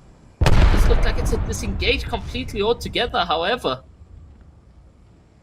That gas does push the player down, and a bit of an advantage for the team to work with here. They do have the knock on the opposite side, so maybe they can try and work through something. The Caustic is going to make this push here, JO, to try and get a little bit of ground and make sure they don't climb back up on top. Two noobs, one cheater lurking in their area. Not gifted the zone this time, at least, for the most part, but they will be gifted this third-party opportunity if they get you just in time. Jo, oh man, sometimes you wish you could just speak to a player and be like, maybe don't run in that direction because Vayazu is going to be right in front of you. But this makes things interesting now because Jo might be in the middle of the sandwich, but now because it's a third-party situation, maybe he's gifted a little bit of hope to just try stabilize for a little bit, get out, get a bit of a rat in here as Vyaz looks to keep on in, does miss that gas. Thankfully, oh no, around the corner. The beam is good, 160 damage coming in from Jo. I didn't even see him there, and we have the observer view. And Jo, though, taking a lot of damage. I think Cheetah's gonna just get him out of this one. Fortunately for Vyaz, he wasn't able to fully beam him out there. And Cheetah, boy, oh my goodness. The R3 one-shot's doing so much damage. He's absolutely just gonna dog down the remainder of this team in this situation. And 2 noobs, 1 Cheetah, not slowing down the pace, am I right? I mean, they have nothing to lose. With their 2 successful games, they 100% walking into the semifinals, one smiling and happy and joy and so forth. So why not put on a show for us, W-key the entire lobby, and make things tough for some of these players who are hoping for those passive gameplays and the dreams to make it into the next phase of the African Throwdown. But yeah, you got, like you mentioned, John Wick in this lobby saying, or just going all over the case. Yeah, man, John Wick claiming names. It's a bit unfortunate, but fortunately for the team of Mamazoos, if you can see them there, ironically in the color pink. Don't know if, production had anything to do with that, but there they are in Lava Siphon in a really good spot. They're going to hold things down. With the other squad that joined them in Lava Siphon, they haven't really engaged those 2 squads, because it doesn't seem like much damage has been exchanged back and forth for the most part. I think they're just trying to keep tabs on each other for the most part, and sometimes that's good enough in a game of Apex Legends. Back here at Fragment, one of the main POIs, obviously, of World's Edge. Sentinel in the hands here of Mr. Vinegar, doesn't quite connect for anything there. Team holding the top of the construction building. Zone is going to pull Fragment out of the conversation very, very soon. PrettyPinkPonies also close by. Well, actually, we were looking at PrettyPinkPonies. I'm going absolutely insane here. Maybe it's just all the crack gaming happening tonight. Look how many teams there are where Fragment East and West are and close to Geyser. I'm not too sure if these guys got the memo, but the zone is not going to be ending there, guys, and rotations definitely need to be taken.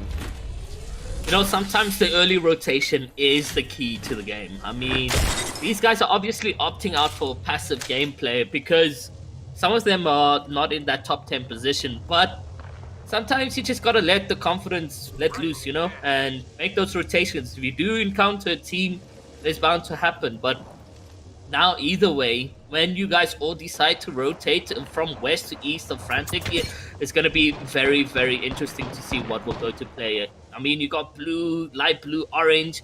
There's 6 teams that could make the rotation to the same pathways because there's not that much rotation routes that they could utilize. On the other hand, here, the Simpletons who find themselves almost sort of damaged going up against Team Bench. Team Bench does have the advantage in terms of HP. However, the Simpletons also now have lost a member and another one to the Storm over here. And I say it is a GG's across the board for the Simpletons because it doesn't look like they're going to get out of this one successfully. Just how much more consumables do they have on their body? We'll have to wait to find out what they can do in this play. But Onik on his end, he's trying to get just that confirmation, maybe go in for the body so he can get himself some good ammunition and loadout on his end. But yeah, Team Benched, they did exceptionally well with that clutch play coming in from Aquatic, and like as Proxy says, it has to be the chair. Has to be the gaming chair. I've heard rumors that it increases your aim by 10%, so I mean, hey man.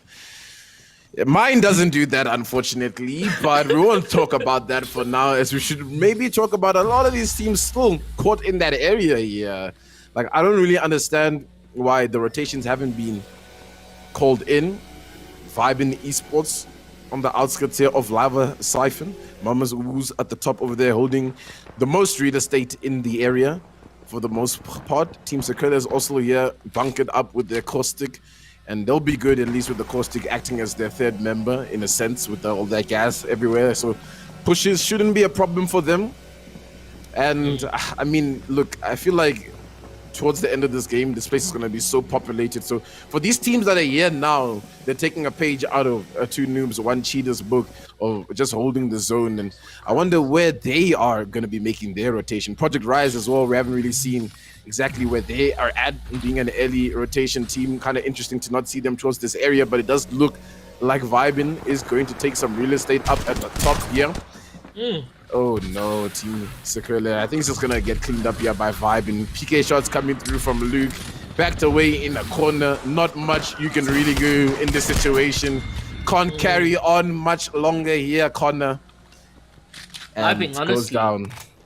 Honestly, playing it smart there. They knew they had the numbers. They set that sphere. They scanned it up, and they went in and decided to take position. That is what you love to see. That confidence boost coming into play is exceptionally well. Insanity on their end dealing quite the damage. Punx on looking to get a knock over here, but it doesn't look like they're able to connect those last dying moments.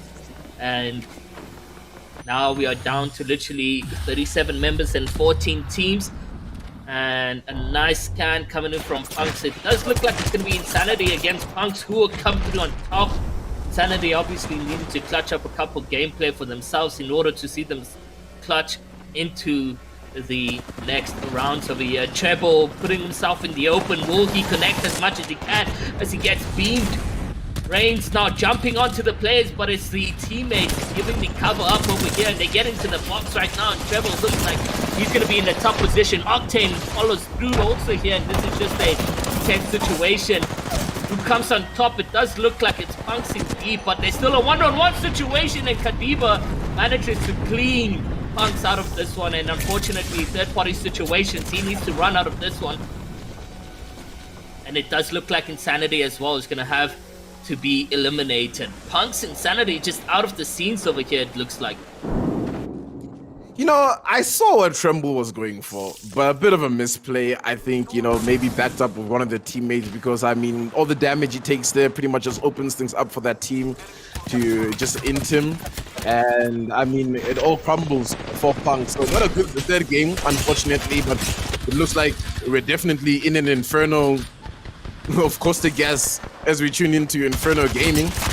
One member left, Vault Shots doing good, but can't connect better than that massive shot that comes absolutely flying through. And teams are starting to make the rotation in. Unfortunately, Lava Siphon is not going to be in the zone, but look at where Mamazuhus have positioned themselves out in the open. Not a good place, though, to be. And Two Noobs, One Cheater, after cleaning up that fight, it should be good to move into this next zone. They've got a really good spot here, but there is that team towards their right-hand side there, if you see them closer to where it says site next to lawn side. That could be a bit of a problem for them, unless that is Two Noobs, One Cheater, but I do believe they are probably that team that's a little bit more invested than were in that fight earlier. And a couple of teams on the outskirts of Lava Siphon as well, still trying to make their way into the zone, being a little bit gate-kept, and there's a bit of a portal play being made here. This could be pretty interesting if it goes into fruition. Interesting to see that coming to play right now. What is the thing? They do set up a couple grenades over there, and Sensei now, obviously, there's that knuckle cluster being popped as well, and grenades left, right, and center. Lag is real, trying to make the play right now. Fuse literally on 1 HP, he's gonna get knocked. Lag is really setting dominance in this area and setting those scans. This is where Bloodhound Relic becomes phenomenal. Sensei now left alone as a solo. He's going to get 2v1, trying to launch himself out of the situation, but unfortunately, he's going to get tied down to being eliminated and sent back to the lobby. 8 squads remain here, Tendo. The action is real in game number 3. The action is real. The action's just going to continue. We tune into Two Noobs, One Cheater, who spotted a team on the low ground. The knuckle cluster from Boyz is doing a lot of damage here. It's Crimson Syndicate will need a couple of points on the board if they want to guarantee themselves into those semi-finals. They've done good so far. Defensive bombardment is going to push back the likes of Two Noobs, One Cheater just for a little bit. For now, they can breathe, but for how much longer? Zone is probably going to be a bit of an issue, but they're making the play to get the high ground here. Vyaz is caught out in a bit of an awkward situation, gets a lot of damage on here, and they're going to try and move in. The beams are good, but for how much longer? And Cheetah Boy is just always there to back up his team, doing so much damage, and that's just a quick clean up for two noobs. One Cheetah swept them under the rug, unfortunately. Crimson Syndicate. I mean, you have to. It's all in the name. Two noobs, one cheetah. I mean, Cheetah Boy doing the bits right here. He's really working and at saving Vyaz most of the time as well. I mean, that beam early on it was the likes of Cheetah to actually save him in that situation. But we come down to this moment here where these guys are on the edge of zone. PrettyPinkPonies. Weird to see them play so passive. I mean, Jazz, when I look at him, you know, from his previous standings and gameplay, he's been phenomenal in Elite Gaming, but it's passive. You know, there goes a drop. Hopefully they get something like an alternator and we get to see what beams it is capable of. Vibing, good to see them vibing in the end games here.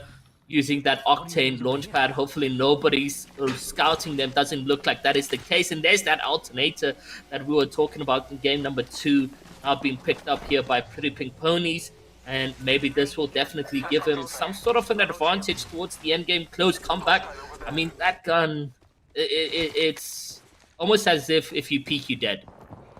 Yeah, definitely. I mean, the armor cracks will come in so quickly, and sometimes there's really nothing you can do when a team does that much damage on top of you.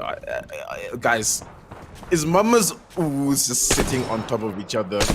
Like, are the three of them just like sitting on top of each other? Like, they've been gifted so much of the zone. So good for them. They're getting a lot of placement points, but they probably need to start looking for some kill points, just like two noobs, one cheetah is doing for majority of this game. Vibing as well on that outskirts could be a bit of a problem there. Lag is real also. They've been a bit of a formidable force so far in this game 3. For how much longer will they be able to hold things down? Vibin is in the zone, thankfully. Thankfully, they have a little bit of room to work with. Two noobs, one cheetah making their way down from a launch side. And Neymars is behind them, maybe playing as a solo. Gonna have to watch out for that kind of situation. Days where they, oh, it makes so much sense. That's actually part of Lava Siphon. It's like a cubby basically that they're sitting in right there, and it's actually gifted them so much placement points there. Mamazu's just finding that spot in the zone. Two noobs, one cheetah, doing what they do best. Cheetah Boy, kill leader right now with 5 kills, putting a name for himself here. Yeah, crazy to see the Primordials getting into that end game situation, but as a solo you can only do so much, and his rotation had to get into the likes of John Wick. I mean, so GG's over there. For those of you who's like, where's John Wick? It's obviously Vyaz, who has been a broken man in this game over here, but lag is real, like you said. For definitely a huge game for them. Game number 3 hasn't been, I mean, this entire day hasn't been their time, but they've shown up to par right now. Vibing Esports as well have made like such good decisions. And look at the beams on the rampage. He's able to pick up one and damage significant to the other. And honestly, Alphon with that rampage, it's now we get to see who is Alphon and who is vibing right now. And he was exceptional, trying to get the peeks through the cracks just to see where the players remain, but lag is real.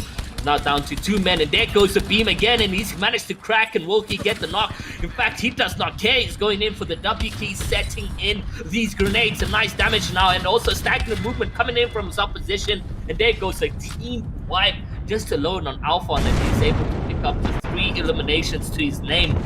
Oh my god.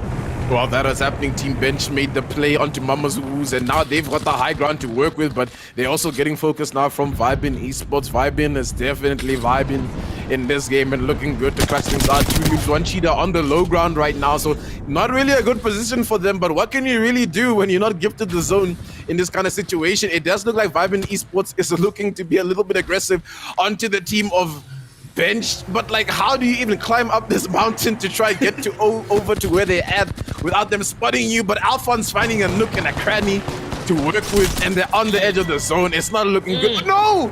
Wait, it's actually bench that go down! I wonder if VYBN knows this. I wonder if they're gonna pull up to the top. It does look like they've gotten the queue. They have the high ground to work with here. It's looking good for them in this situation. PrettyPinkPonies still in this one with the 2. It's 2 noobs, 1 cheater once again at the bottom though, in a big disadvantage. And then it's VYBN esports vibing right at the top. Man, what happened there? Team Bench has got absolute wiped out in moments of seconds. They had such a good advantage there in their name, but I mean, they were focused from left, right, and center themselves. PrettyPinkPonies in a good position as well. On the other end, it is, oh my god, it does look like they're going to connect on their end onto Vias and his team, but let's see exactly what 2 noobs, 1 cheater can do in this position, being that they had a huge disadvantage for the first time today, guys, and maybe we get to see what true talent means in the African Throwdown, whether the skills are required from Cheetah Boy and their team. There goes the play to Portal. And it does look like he needs to get into zone as he's dealt with a lot of damage, but they do notice him. He's quite low right now as he tries to jump back into the portal with bare minimum HP. There goes the scan as well from Jazz, and they know exactly where these players are. He's going to try aim his scope, and he's going in. He loses that height advantage that he previously had. Alphon, on the other hand, taking all of the damage for himself. He's been a phenomenal player this time around. There goes Monkey as well, who's just dealing the alternator, but the clock dust comes into play, and I'm losing my mind over the crazy gameplay that we are witnessing right now. Nah, it's definitely clapping. I knew you wanted to say it, and that's exactly what's happening in this situation. Vibing is the ultimate team right now in the high ground. It's literally just shooting fish in a barrel right now for Alphon, and they're looking good to clutch things up. 2 squads up left. It's Vibing versus Fayazu, basically, and Fayaz is just burning at the bottom in his own. He's going up! He's crazy, and not crazy enough, though. Let's Vibing clean things up, and your champions are for the 3rd game. Something we love to see. You know, we wanted a new champion, and there you go. It is Vibing to grab that. I mean, they were so good. They knew when to make the decision to W key, when to make the plays, and so forth. But they were phenomenal, and you have to give it to them. They worked their way here, Tendo, and that's what will grab them the champions. That's really, really awesome news for VYBN there to come through to get the win and the kill points. I mean, they were beaming there. They had pretty much everyone around them. Such beautiful angles to work with there, and to really, really grab some damage, to grab some kills, get some extra points there towards the latter half of that game. So that is pretty spicy, because now that means that leaderboard is going to change all little bits. It means that there's going to be a bit of a shift. Either way, though, I mean, I think it's pretty safe to say that, you know, 2 noobs, 1 cheater have been doing so consistently well that they should be one of the teams that we're seeing in that top 10. By far, they're one of the safest bets that you could be making at this moment of time. But who's taking the rest of the 10 slots? That's the question on all of our minds. Only the 3rd map done and dusted. But Tendo, some highlights from that game. What would you say? Oh, man, I mean, it's the Alphon show at this point. Can we just rename it? I mean, from the top with the rampage, absolutely, it's just raining down on his opponents, and there's not much you can really do. And I'm liking what I'm seeing from VYBN, man. I think the looks are really good. The rotations are looking really good. The calls are really good.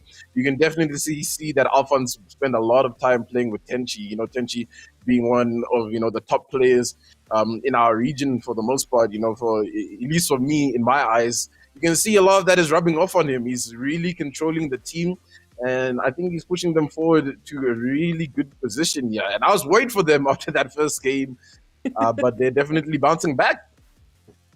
Well, here it is, your MVP. You said it. It's the Alphon show, and here it is for VYBN Esports coming through for the MVP of match number 3 with 4 kills and a total damage done of 1,992 damage. And of course, I mean, we spoke about it, right? They were on the perfect perch there to just sit and just absolutely beam everyone around them. Beautiful, beautiful plays.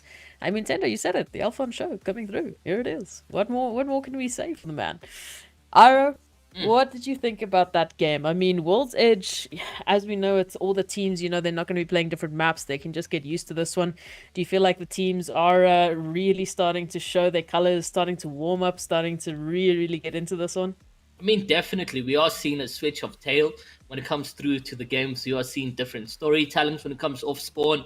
Mama Succubus not fighting Punx, and Innovative Gaming finding himself in a sticky situation. So really, the game sets to who adapts quicker, who makes those decision makings when it comes to the rotation and so forth. So really, I'm happy to see that we are witnessing different gameplay as well, and finally different zone rotations. So now we get to see different skill from different players, and especially from Alphon, was able to team wipe Lag is Real within seconds. So honestly, we get to now like dictate and tell a different story going into game number 4 because of the same map that is being used. Sometimes you can even see some of the same players landing at the same POIs and just a bit of passive gameplay from them. However, maybe they respect each other's distance and they don't really want to engage in that situation.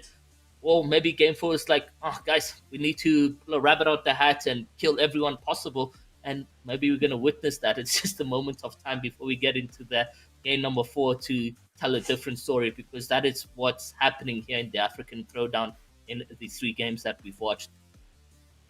It's exactly that. 3 games. After the next game, we'll be showing the overall standings. For now, still just doing it match by match, so it could be anyone's game. And I think that's a little bit of added pressure, as you don't have that confirmation. You can do your best to guess and sort of like add points, but you can't keep track of all 20 teams by yourself. So you just keep having to do your best and hope that it's going to be good enough at the end of the day. That's all you can really do. I mean, I definitely can't do the math. It's way too much math for me to be doing. So thankfully, we've got admins doing that. But it's crazy to witness. And we had such a competitive map number 2 where so many of the kills were really, as we said, well distributed amongst the teams, and that just shows you, compared to the first game, how different their playstyles are going. We had a few teams actually trying to pick each other off and not really going their way. I mean, we saw that happening with Tremble, we saw that happening with Insanity, just trying to get that last knock-in, and you get that knock-in and then you immediately get third party or fourth party, especially towards that latter half of the zones. It got crazy. It got absolutely crazy. Tendo, I mean, last map is almost around the corner. The last chance for Group A to get themselves a slot. And taking a look at these standings from the 3rd map, who would you say are some of the teams that might need to pull up their socks? Some of the teams that you think, 100% they've got it. They can just absolutely do what they want in the 4th map. What are your thoughts? Yeah, I mean, look, 2 noobs, 1 cheater, no surprise that they're probably going to breeze through this one. Shouldn't be worried about this 4th game. I think VYBN has kind of guaranteed themselves a spot in that top 10. Project Rise, not doing good this game, but definitely they played consistently enough to probably be in that top 10 right now as it stands. So they just need a solid final game, couple of points to do well for themselves. I think Punx was pretty consistent as well throughout the day, but they need a little bit of an extra mile just to guarantee themselves, as well as PrettyPinkPonies. I feel like they need just a little bit extra to push themselves over the edge. Team benched. Amazing game from them, honestly, man. They were really struggling, on that north side of the map. Lots of zone pools not in their favor. But to see them coming out here with 11 kills, you can show why playing on the edge of the zone can be very, beneficial as well, right? Because you get to get a lot of fights. You get to get the kill points, Definitely 2 teams that were farming the lobby a little bit more than the other teams. But, hey, man, I'm worried for Innovated, of course. I feel like Mafisi is also not done too well. Mafisi obviously being one of those teams that were in our first throwdown, and it's going to be a bit disappointing to see them not make it in to the next couple of stages. I mean, a lot of the teams on that other side, that 11th to 20th place are pretty much the teams that I'm thinking to myself that it's looking a little bit shaky right now for them. Yeah, I'm not sure where the points are at. Obviously, as I said, I don't do math, and I'm glad I don't, because it's way too much. It's way too much work for my brain. But for those teams that have been consistently towards that 11th to 20th spot, you guys aren't picking up the points, especially the first 4 teams to go out. They get no placement points. So if they didn't get any kill points, then that's it. That's done. Dusted. Nothing for that match. And only 4 maps, only 1 more map left of the 4 for the first day for Group A to get themselves a slot. So it's a lot of pressure. It is. But we will be right back after the short break. There's still a lot of action around the corner, and of course, we will be announcing after the next map who's going to be the first to take those 10 slots in the next phase of the African Throwdown. It's going to be cracked. Stay with us.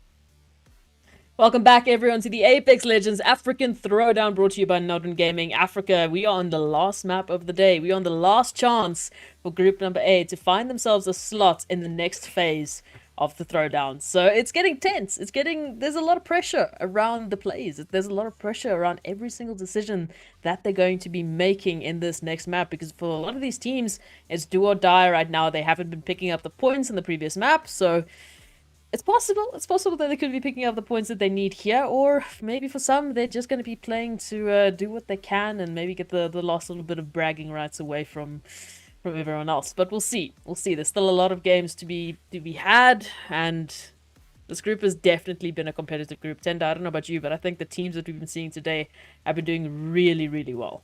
Yeah, a very, very, very, very entertaining day of Apex Legends, I must say, honestly, man. I think every team has come to play, and they are definitely giving everybody a show. So, I mean, hey, we're looking at those bottom 10 gamers right now. I know it's tough, 3 games and you're still in the bottom 10, but this 4th game, you could really pop off. And I've seen it multiple times, in this kind of situation where the teams have just been on a slump and it just seems like a downhill until all of a sudden they strike gold, almost like what VYBN did in that last game, right? I mean, for the most part, game 1, VYBN, non-existent. Game 2, kind of here and there, they got a few kills that really pulled them up. They didn't do too good on their placement, but they come in to this 3rd game, they find their points, and now they're in that conversation for the semi-finals. And I mean, it's still possible for any of those other teams. Exactly that. I mean, you've seen it a number of times, especially, I mean, in ALGS is a very easy example. The amount of times that teams have picked up, going from 10th place to 3rd place within one game, picking up, 70-odd K just from one single game. It's possible. It's definitely possible. We can see some teams definitely have the capability to do so, so we just have to wait and see if that is going to be the case this time around. But as you said, it is the last map of the Apex Legends African Throwdown. Day number 1, cup number 2. So many numbers around that, but what I am going to be telling you is goodbye for now, because I'm going to give you over to Iro, over to Tendo to take you through the action here. It's going to be stellar. This is the last map, the last chance for group number A. English is great. Group A to find themselves a slot. Is absolutely critical at this point in time. So let's give them all the hype. Let's give them all the energy to play their hearts out. And Iro, Tendo, you guys take it away, please. I need to stop counting. Like Proxy says, Tendo, group number A, game number 43. But we're going into game number 4 right now, and it has been a show. It's been very exciting, and I've loved to see that replica sort of come into play. Different team grabbing a champion, putting in the spotlight, more talk on them. That will definitely make things entertaining going into the last game. But it doesn't look like, the likes of 2 noobs, 1 cheater is going to be changing up. In fact, they have nothing to lose. They've been first throughout the entire 3 games, and even not getting champion in game number 3, but 14 eliminations.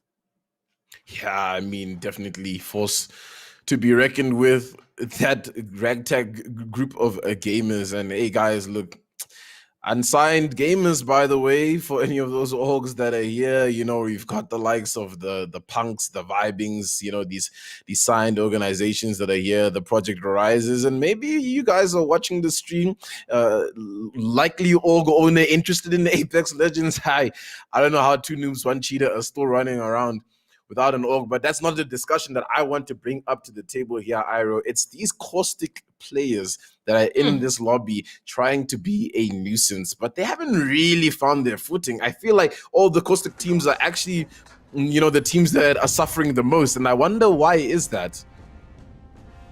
Yeah, I don't know.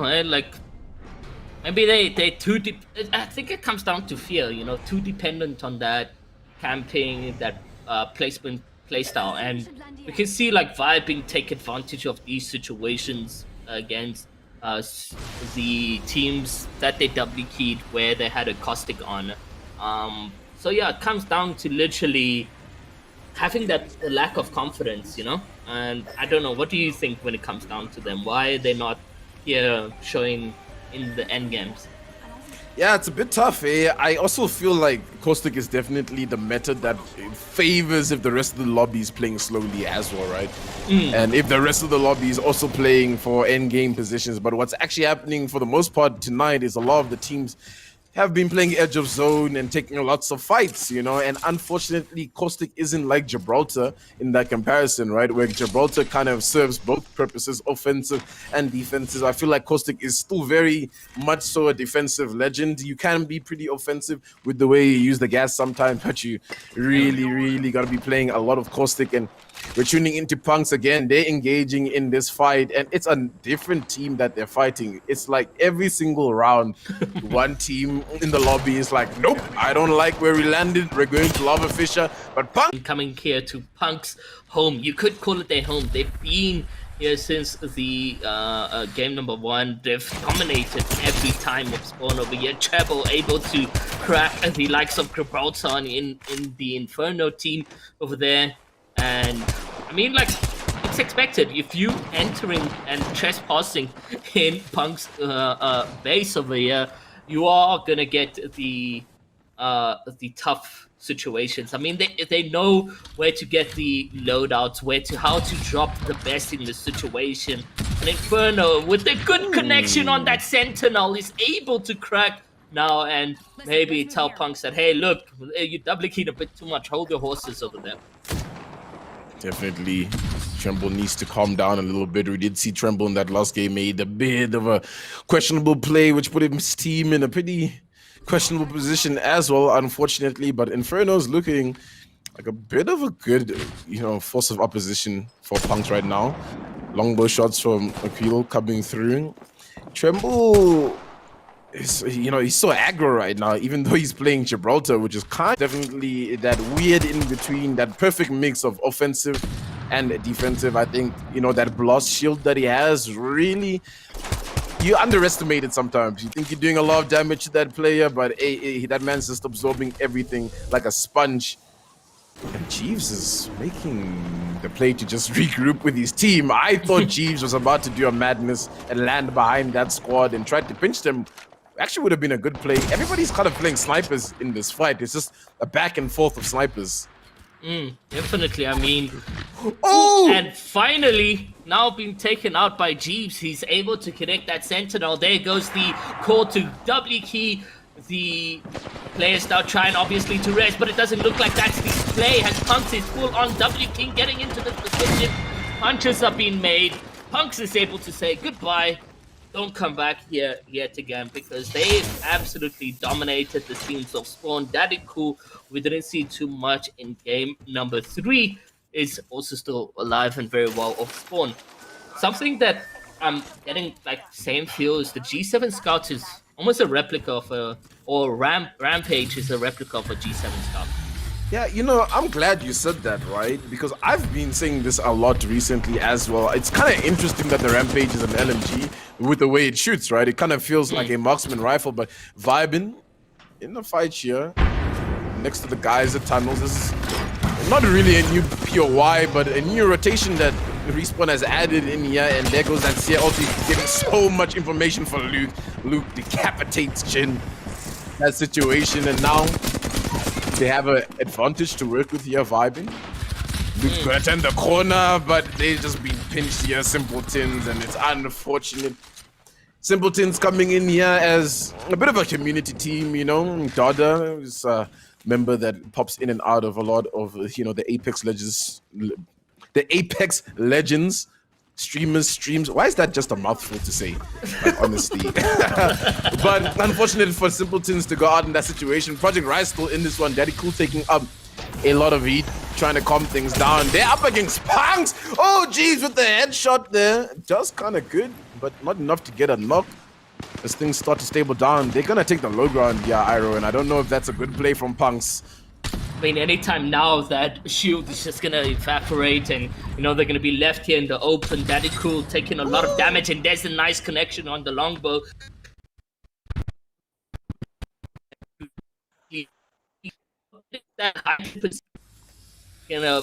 The advantage right now. They're staying on height, even though they've dealt quite a lot of damage, not getting overconfident. Project Rise has obviously done well game 1 and 2, so they are going into the next stages, but they're still showing some respect across competitive gameplay, across, as you guys can see right here, throwing in a couple grenades, and Jeeves taking quite the damage now, needing to take a battery, and he's going to do so indeed, but that's going to connect onto him, and Jeeves is being damaged significant amount of.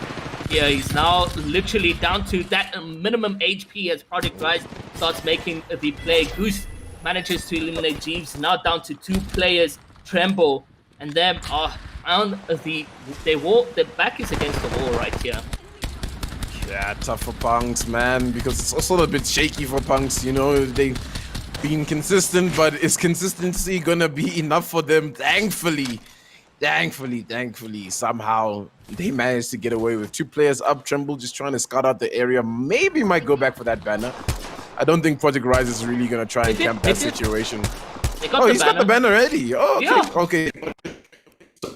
Good. Edit way or another on day end, so that was fantastic to see. But Project Rise still dealing a significant amount of damage across the board, and it's just crazy to see that Rampage coming to play. But yeah, you were saying a lot more on the Rampage, like being a sort of replica in a way of G7 Scout. Yeah, man, it just fires like a marksman rifle, you know, it's got that slow fire rate, it's heavy hitting as well compared to when the Spitfire was still in play. The Spitfire did nowhere close to 28 damage for just a base shot, you know, so it does a lot of damage, but I guess, you know, the fire rate is where you'll kind of see its balance, right? Because it's also really hard to aim with at the end of the day since it's got a lot of kick. But hey, man, if you're Vyaz, if you're like Daddy Cool, Magisteron, these people that, you know, do crack gamer things. Actually, now look at it. Project Rise actually got a sub in. They brought in Goose, who is on the roster as well. So Goose coming in to give a bit of a bout in this final game. I wonder if he was in that last game as well. But we didn't really get to see Project Rise too much. Team bench. It's aquatic, taking a lot of good shots to the G7 Scout. G7 is so good in a competitive environment, right? Because it does so much damage from such a long distance, and it's so good for farming up your Evo armor. Yeah, definitely. Now Team Benched obviously putting in the pressure on against Darkest Knights, and if Darkest Knights find themselves being eliminated, they are going to say goodbye to the African Throwdown, trying to get a good peek on their end, but unfortunately not able to. And Darkest Knights are just trying their level best to disengage, using that caustic gas just to separate the 2 players. There goes the Bloodhound scan as well. They know they have 3 hostiles in their area, and Rondek is just able to connect a lot of damage as well across the board. Aquatic aims as well, doing the most he can, but this has come down to literally the dying moment between the Team Benched as well as Darkest Knights, and honestly, Darkest Knights needs to find a way to maybe disengage, go into the storms, if so be it. But there goes Aquatic Games. He's down and out of this one. Darkest Knight doing and hanging on to a thread to hopefully make qualifiers, because they're going to need this game over here. Yeah, and it's going to be the ponies to come in to ruin Team Bench's run here. Unfortunately for them, for the most part here, they're looking a bit grim on HP. Cat tries but doesn't get much. Unfortunately, now it's just run down to try and run away. If Seer's ability still did damage, I guarantee you this man was dead. I guarantee you. I feel like that's 10 HP, right? That's like 10 HP. He got so lucky. I was about to mention that. Right now, luckily got nerfed, and for them, they can revive Aquatic and be in a good position. Hopefully, they get into that play over there, and then as a duo, they can make magic happen, and we can only hope to witness it. On the other hand, 2 Noobs, 1 Cheetah. Doesn't look like the orange was in their favor with that loadout. I mean, even their shields on the end over there, very, very bad. I mean, white, blue is not really looking at the best when it comes to close combat action, and it does look like they're going to get scanned.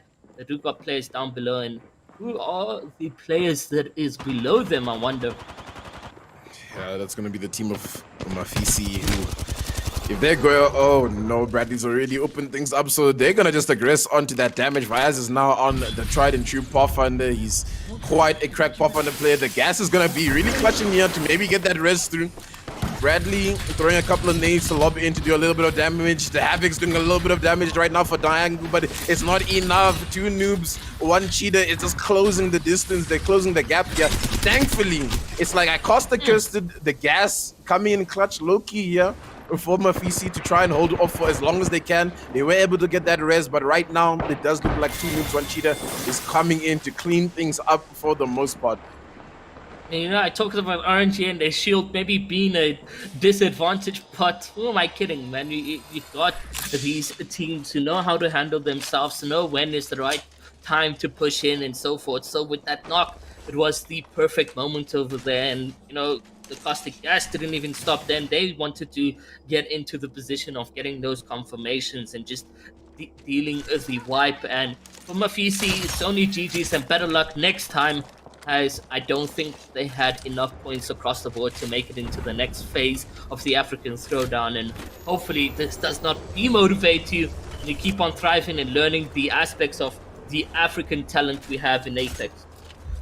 Yeah, a bit unfortunate for them, especially coming back to the African Throwdown from the first one. It's do be like that sometimes, unfortunately, and the zone do be pulling an open area right now, which is going to be very detrimental for a lot of these squads without Gibraltar players, obviously, to have a little bit of extra cover. Punx is still alive. They're still kicking. They're actually all up, but the beams from Ponies right now is a little bit scary for them.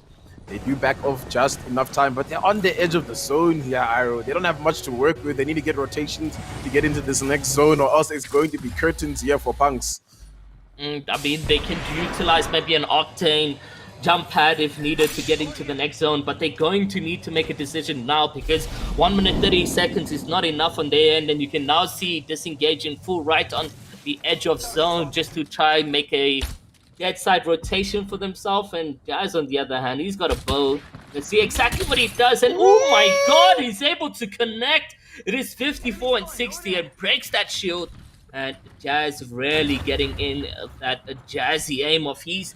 But yeah, PrettyPinkPonies, they've been in this game, and you know that we haven't seen them dominate as we expected. And nice to see Mama was still alive in this position as well. And they still have Jeeves and them Punx on the other hand, who are on the dead side rotation, who may potentially meet with Mama Ua's Project Rise, who was at the back end dealing a lot of damage, but however have lost Cool. Interesting.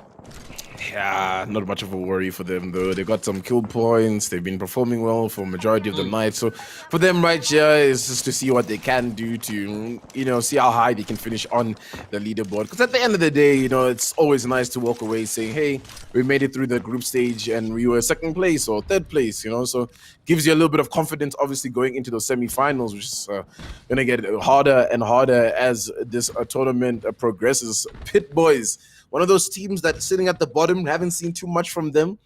Maybe they can pull something out of this final game. 9 squads left in this situation. Days Innovated Gaming, that's the team who I wanted to see. They need something massive coming out of this game if they have any hope to make it into the semi-finals. But for now, they're just going to be hugging the edge of this wall here at Lob Siphon, just vibing. What do you think is over here? I mean, yeah, Innovative Gaming. It's always like scary how RNG plays different zone rotations, positioning, you know, all these factors come into Apex, and that's what makes it such a beautiful competitive game. The stories that go from game 1 to across the board in game number 4, the case may be that we may have a clutch moment, but you can only wait and find out what these very last moments. We are seeing a lot of the lower teams on the leaderboard in the end game. Sixnine is there as well. Pit Boyz is here. Innovative Gaming. They're all playing their passion into the very last moments to try secure that clutch. And the likes of, you know, VS, and then they're still roaming around the map. So maybe it's quite difficult still across the board that comes into play. There goes some real damage there. Nice outs, instant kill, literally dealing a lot on his end. He's now going to be broken shield. So Innovative Gaming now pinched yet again, and they do got a fair amount of time to their name if they need to queue up and make a rotation quite late. As you can see, Pit Boyz finally start doing that on their end to get into the next zone. So yeah, it's not going to be an easy clutch moment that we are witnessing for these teams that haven't had their moments yet. Jazz is still in here as well, and you can only imagine what he's capable of doing in the end game. Couple of long bow shots from Haze here, trying to deal a little bit of damage from up that Evo. Getting a couple of good connections, but not really capitalizing too much. Not finding any flesh to work with. And yeah, snipers have really been a big pick tonight as well. G7 Scout, Sniper, Rampage, those are kind of the guns that I'm thinking about. Flatline, R301, those are the picks. I haven't seen too many wingmans. Bit disappointed, a bit of a wingman man myself. And oh man, look at Vinegar. How many mans did I say in that one sentence? I was like, oh, we done? Oh, no. Tendo's still coming through with man. Yeah, no. The only player I've seen really utilize that wingman is almost Succubus. Yeah, Mama's been practicing a lot of the wingman. I do know that. VYBN's on a bit of a tough spot over here, but they seem to be stable for just a tiny little bit. Alphonse on a slither of HP. There's so many dead bodies here. Turbo needs to try and stabilize. I think this is a 1v1 on both sides, if I'm not mistaken, for the most part in front of us. Project Rise still there. You can see them making their way on and close to the zone. This train track is going to be really contested. Oh, some shots popping there for Majin, but not really doing too much to Alphon to really shake him up. And yeah, that's going to be VYBN out. Goose longbow shot from behind takes out Alphon.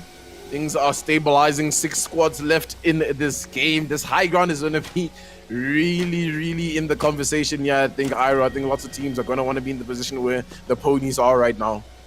I mean, they do have, like Turbo and Sneaky do have a position where they can't really get attacked unless, you know, pretty ponies and Alphon and then make the jump on the end.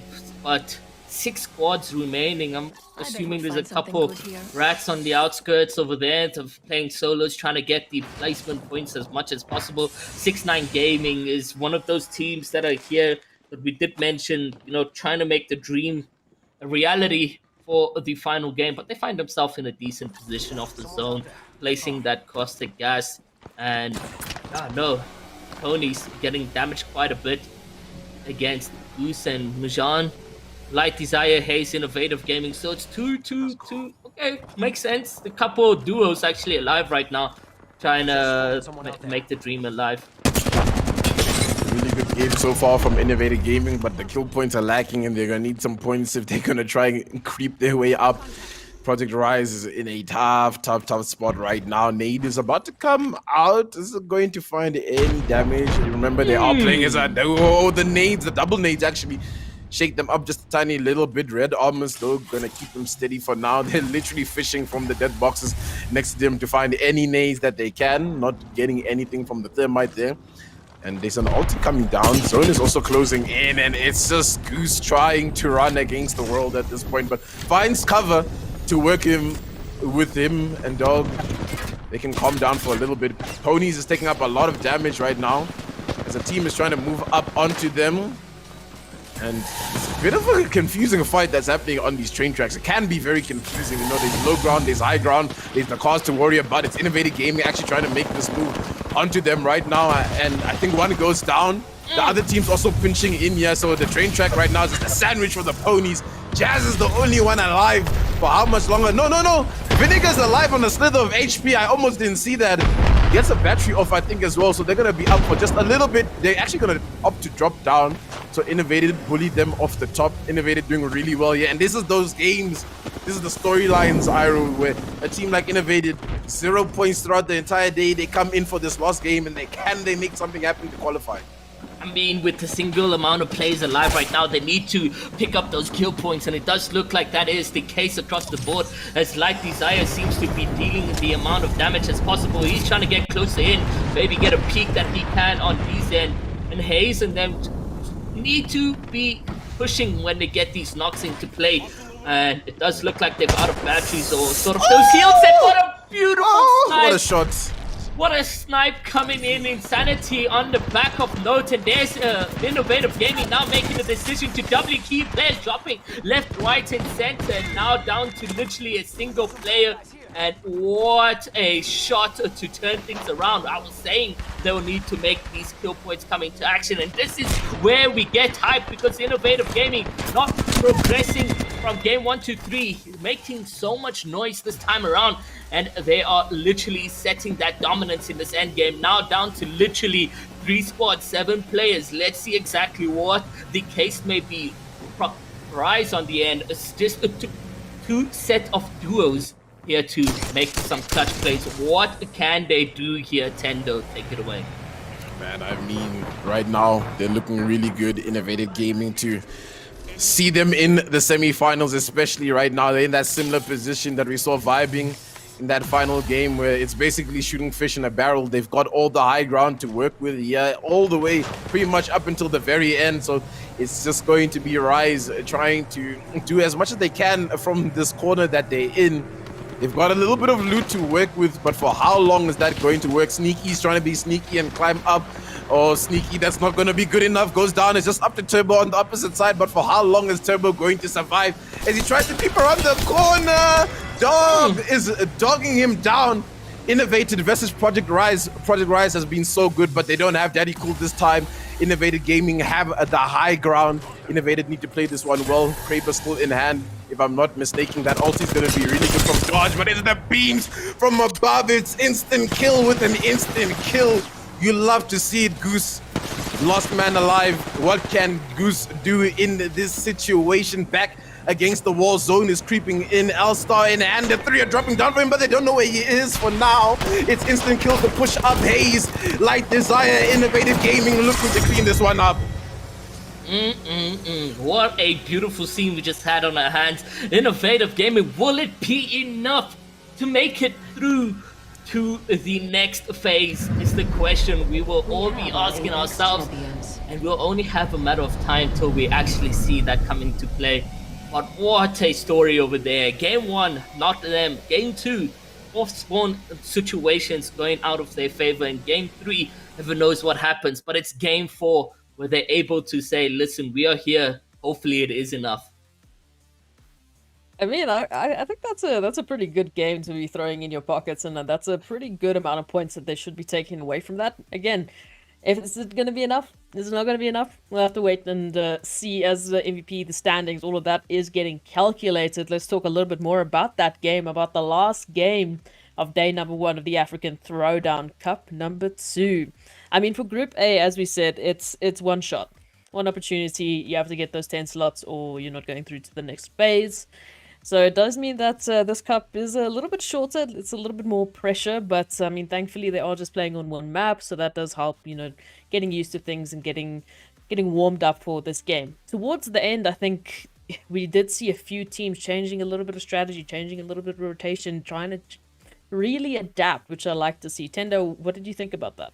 Yeah, I mean, it's definitely the game to adapt, you know, or be left behind, unfortunately, you know, and I think a couple of the adaptations didn't work in a couple of the teams' favor, and I think the zone pool obviously played a big part into that. And I mean, you can't take anything away from Innovated. We saw them almost in a spot where it looked like they were going to go out early, you know. They were at Lava Siphon. I was thinking to myself, hey, this Gibraltar ulti's doing a lot of damage there. Are they going down here? Are they not in this conversation anymore? But they stay alive. They stay on that high ground that nobody was looking at. You know what I mean? They came from behind to pinch Ponies, and Ponies was also looking really good. I also was just like, wow, Ponies in this situation is going to take it home. But unfortunately, when it's like a straight line, they're just going to collide together. They became part of the sandwich, and that's when Innovated took their opportunity. So I think some really good shots are called there from Innovated Gaming to hopefully snag them into that semi-final. We wait and see, we wait and see. In the meantime, let's take a look at your MVP for game number 4. It was an interesting one.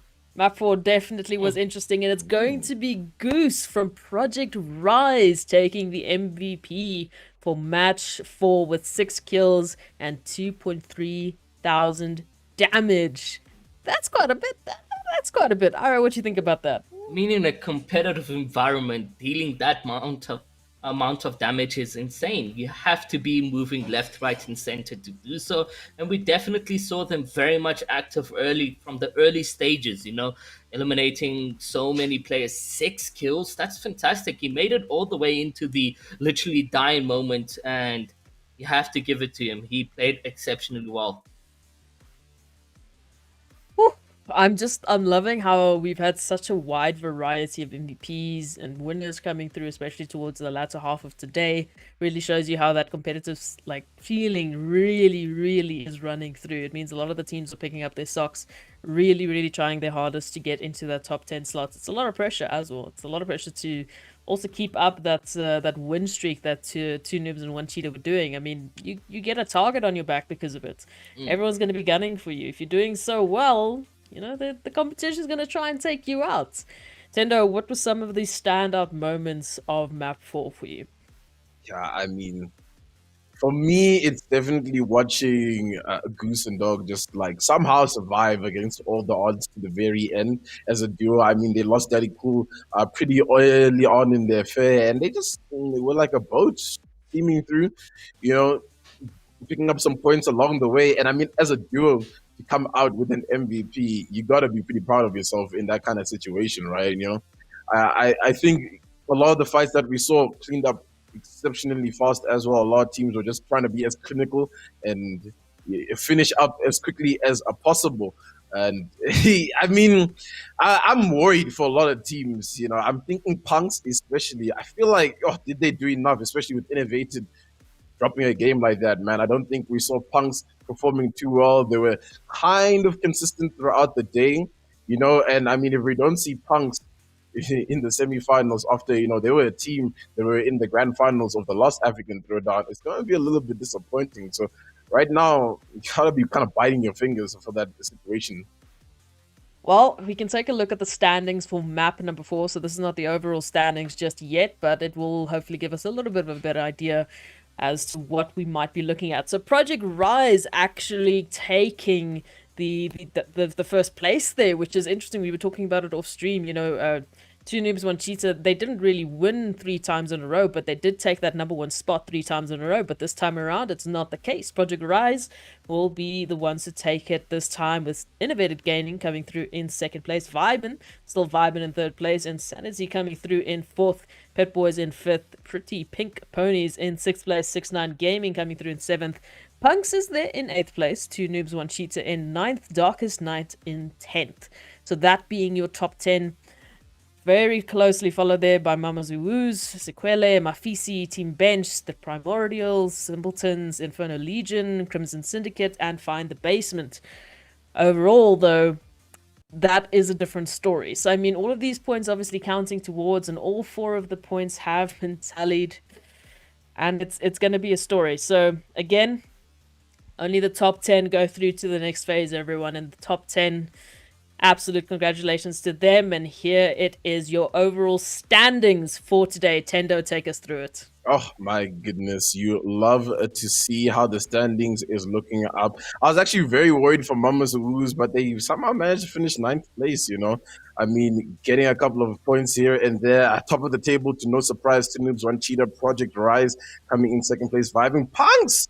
I was a bit worried, because Innovated put up a really big game there. I kind of thought they were going to pull ahead. But like I said, they were consistent throughout the day. So, they're there. They're in our semifinals. And I actually think the representation in terms of the top 10 right now is a pretty on point to the teams that were, consistent in performing. I think Pit Boyz is a good example of, guys, 1 game and you're good. You know what I'm talking about? They literally clutched that last game, got a couple of extra points just to keep themselves in contention over here. And I mean, a bit of a tiebreaker, I believe, between Sixnine Gaming there. Bit unfortunate for them to not see them. Mafisi going out as well, being contestants in the last African Throwdown and making it all the way to the very end, if I'm not mistaken, as well. Not coming in to this one, but I'm excited to see how this, lobby in the semifinal is going to fare up against, the lobby that they put up against. Obviously, we don't know the top 10 yet, but I mean, this top 10 is pretty stacked. And 75 points, 40 kills, 2 noobs, 1 cheater, guys. Unsigned organization by, come on, please, somebody.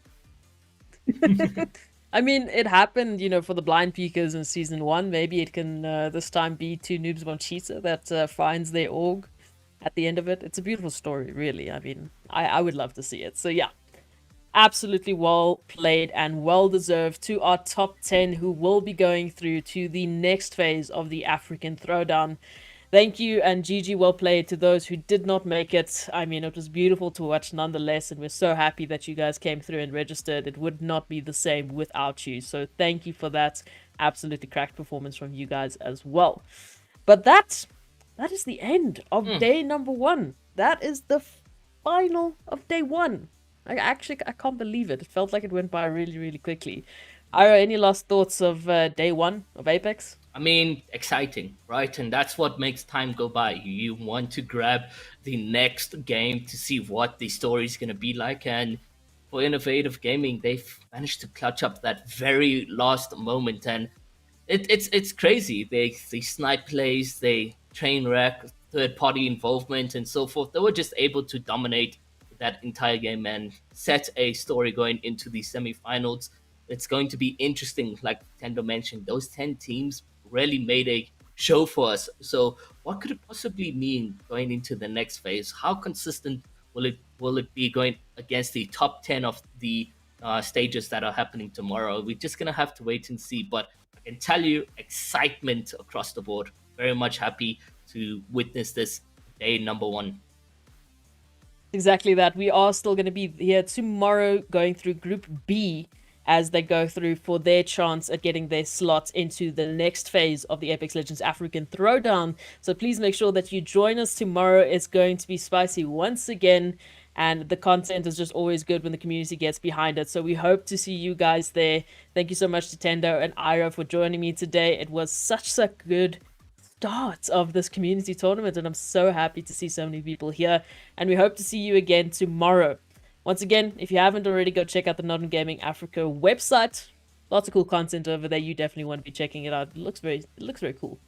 Very cool. So please go check it out. And thank you so much for joining us. We'll see you tomorrow. Stay safe. Have a good one.